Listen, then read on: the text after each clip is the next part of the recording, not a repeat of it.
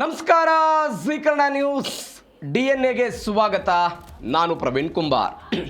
ಇವತ್ತಿನ ಜೀ ಕನ್ನಡ ನ್ಯೂಸ್ DNAಯಲ್ಲಿ 5 ಪ್ರಮುಖ ಸುದ್ದಿಗಳನ್ನು ವಿಶ್ಲೇಷಣೆ ಮಾಡ್ತಾ ಹೋಗೋಣ. ಆ 5 ಸುದ್ದಿಗಳ ಪೈಕಿ ಅಮೆರಿಕ ಮತ್ತು ಇರಾನ್ ನಡುವೆ ಆಗ್ತಾ ಇರುವಂಥ ಬೆಳವಣಿಗೆ. ಮೊನ್ನೆ ಅಷ್ಟೇ ನಾವು ಸುದೀರ್ಘವಾಗಿ ಚರ್ಚೆ ಮಾಡಿದ್ವಿ. ಅಮೆರಿಕ ಮತ್ತು ಇರಾನ್ ನಡುವೆ ಮಾತುಕತೆ ಆಗ್ತಾ ಇದೆ, ಜಿನೇವಾದಲ್ಲಿ ಒಪ್ಪಂದ. ಅದಕ್ಕಿಂತ ಮೊದಲೇ ಡೊನಾಲ್ಡ್ ಟ್ರಂಪ್ ಅವರು ಶಾಂತಿ ಪ್ರದರ್ಶನವನ್ನು G7 ಶೃಂಗಸಭೆಯಲ್ಲೆಲ್ಲ ತೋರಿಸಿಬಿಟ್ರು. ಆ ಮುಖಾಂತರ ಜಾಗತಿಕ ಶಾಂತಿ ದೂತನಾಗಿ ಒಂದು ಪಟ್ಟವನ್ನು ಪಡೆದುಕೊಳ್ಳುವ ಪ್ರಯತ್ನವನ್ನು ಡೊನಾಲ್ಡ್ ಟ್ರಂಪ್ ಅವರು G7 ಶೃಂಗಸಭೆಯಲ್ಲಿ ಫ್ರಾನ್ಸ್ನಲ್ಲಿ ಪಡೆದುಕೊಂಡ್ರು ಅಂತ. ಅದರ ಜೊತೆಗೆ ಒಂದು ಮಾತನ್ನು ಕೂಡ ನಾವು ಉಲ್ಲೇಖ ಮಾಡಿದ್ವಿ. ಈ ಡೊನಾಲ್ಡ್ ಟ್ರಂಪ್ ಅವರನ್ನು ಯಾವುದೇ ಕಾರಣಕ್ಕೂ ಯಾವತ್ತೂ ಕೂಡ ನೆಚ್ಚೋದಕ್ಕೆ ಸಾಧ್ಯ ಇಲ್ಲ ಅನ್ನುವಂತಹ ಸುದ್ದಿ ಬಗ್ಗೆ ನಾವು ನೋಡಿದ್ವಿ. ಅಂಥದ್ದೇ ಒಂದು ಬೆಳವಣಿಗೆ ನಡೆದಿದೆ. ಏನು ಬೆಳವಣಿಗೆ? ಡೊನಾಲ್ಡ್ ಟ್ರಂಪ್ ಮಾಡಿದಂತಹ ಒಂದು ಸೋಷಿಯಲ್ ಮೀಡಿಯಾ ಪೋಸ್ಟ್ ಇದೀಗ ಅಮೆರಿಕ ಮತ್ತು ಇರಾನ್ ನಡುವೆ ಮತ್ತೆ ಯುದ್ಧ ಆಗಬಹುದಾ ಎನ್ನುವಂತಹ ನಿಟ್ಟಿನಲ್ಲಿ ಚರ್ಚೆಯನ್ನು ಮಾಡ್ತಾ ಇದೆ. ಡೊನಾಲ್ಡ್ ಟ್ರಂಪ್ ಇವತ್ತು ಹೇಳಿದ್ದಂತಲ್ಲ, ಮೊನ್ನೆ ಯಾವಾಗ ಒಪ್ಪಂದ ಆಗುತ್ತೆ, ಒಪ್ಪಂದದ ಅಂತಿಮ ಮಾತುಕತೆಗಳೆಲ್ಲವೂ ಕೂಡ ಫಲಪ್ರದ ಆಗುತ್ತೆ ಅನ್ನುವಂಥ ಸುದ್ದಿಗಳು ಬಂದಾಗಲೇ ಡೊನಾಲ್ಡ್ ಟ್ರಂಪ್ ಸುಮ್ಮನಿರಲಿಲ್ಲ ಮನುಷ್ಯ. ಆ ವ್ಯಕ್ತಿ ಹೇಳಿದರು, ನನಗೆ ಯಾವುದೇ ಕಾರಣಕ್ಕೂ ಅಮೆರಿಕ ಮತ್ತು ಇರಾನ್ ನಡುವೆ ಮಾತುಕತೆ ಆಗುತ್ತೆ, ಆ ಮಾತುಕತೆಗಳು ನನಗೆ ಇಷ್ಟ ಬಾರದೆ ಆದರೆ ನಾನು ಇರಾನ್ ಮೇಲೆ ಯಾವ ಕಾರಣಕ್ಕೂ ಕೂಡ ಬಾಂಬ್ ದಾಳಿ ಮಾಡೋದಕ್ಕೆ ಹಿಂಜರಿಯುವುದಿಲ್ಲ ಅನ್ನುವಂಥ ಹೇಳಿಕೆಯನ್ನು ಡೊನಾಲ್ಡ್ ಟ್ರಂಪ್ ಅವರು ಕೊಟ್ಟಿದ್ದರು. ಈಗ ಜಗತ್ತಿನ ಜನ ಅಥವಾ ಭಾರತವೂ ಕೂಡ ಏನು ಅಂದ್ಕೊಂಡಿತ್ತು, ಹಬ್ಬ ಯುದ್ಧ ಮುಗೀತು, ಯುದ್ಧದ ನಂತರ ಎಲ್ಲವೂ ಕೂಡ ಆಗಬಹುದು ಅಂತ. ಆದರೆ ಡೊನಾಲ್ಡ್ ಟ್ರಂಪ್ ಅವರ ಒಂದು ಸಾಮಾಜಿಕ ಮಾಧ್ಯಮದ ಹೇಳಿಕೆ ಇದೀಗ ಶಮನ ಮಾಡೋದಕ್ಕೆ, ಈ ಮಾತುಕತೆಗಳ ಶಮನ ಅಥವಾ ಭಿನ್ನಾಭಿಪ್ರಾಯಗಳ ಶಮನ ಇವೆಲ್ಲವನ್ನ ಮಾಡೋದಕ್ಕೆ ಸ್ವಿಟ್ಜರ್ಲ್ಯಾಂಡ್ನಲ್ಲಿ ಸಭೆ ಕರೆಯಲಾಗಿತ್ತಲ್ಲ, ಆ ಸಭೆಯ ಭಾಗವಾಗಿ ಇರಾನ್ನ ನಿಯೋಗ ಹೊರ ನಡೆದುಬಿಟ್ಟಿದೆ. ಏನು ಬೆಳವಣಿಗೆ ಆಯಿತು? ಇದೇ ಮೊದಲ ಸುದ್ದಿ. ಅಮೆರಿಕ ಮತ್ತು ಇರಾನ್ ನಡುವೆ ಒನ್ಸ್ ಅಗೇನ್ ಭಿನ್ನಾಭಿಪ್ರಾಯ.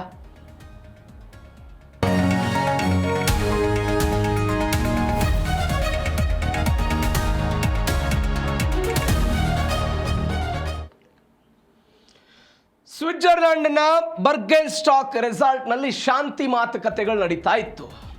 ಶಾಂತಿ ಮಾತುಕತೆಗಳು ನಡೆಯುವಂತಹ ಸಮಯದಲ್ಲಿ ಇರಾನ್ ಕೆಲವೊಂದಿಷ್ಟು ವಿಚಾರಗಳನ್ನು ಉಲ್ಲೇಖ ಮಾಡಿದರು. ಅದು ಟ್ರಂಪ್ ಅವರು ಮಾತನಾಡಿದಂತಹ ಮಾತು. ಅದಾದ ನಂತರ ಈಗ ಸಹಜವಾಗಿ ಇತ್ತೀಚೆಗೆ ಪ್ರಧಾನಿ ನರೇಂದ್ರ ಮೋದಿ ಮತ್ತು ಟ್ರಂಪ್ ಅವರು ಭೇಟಿಯಾಗಿದ್ದರು.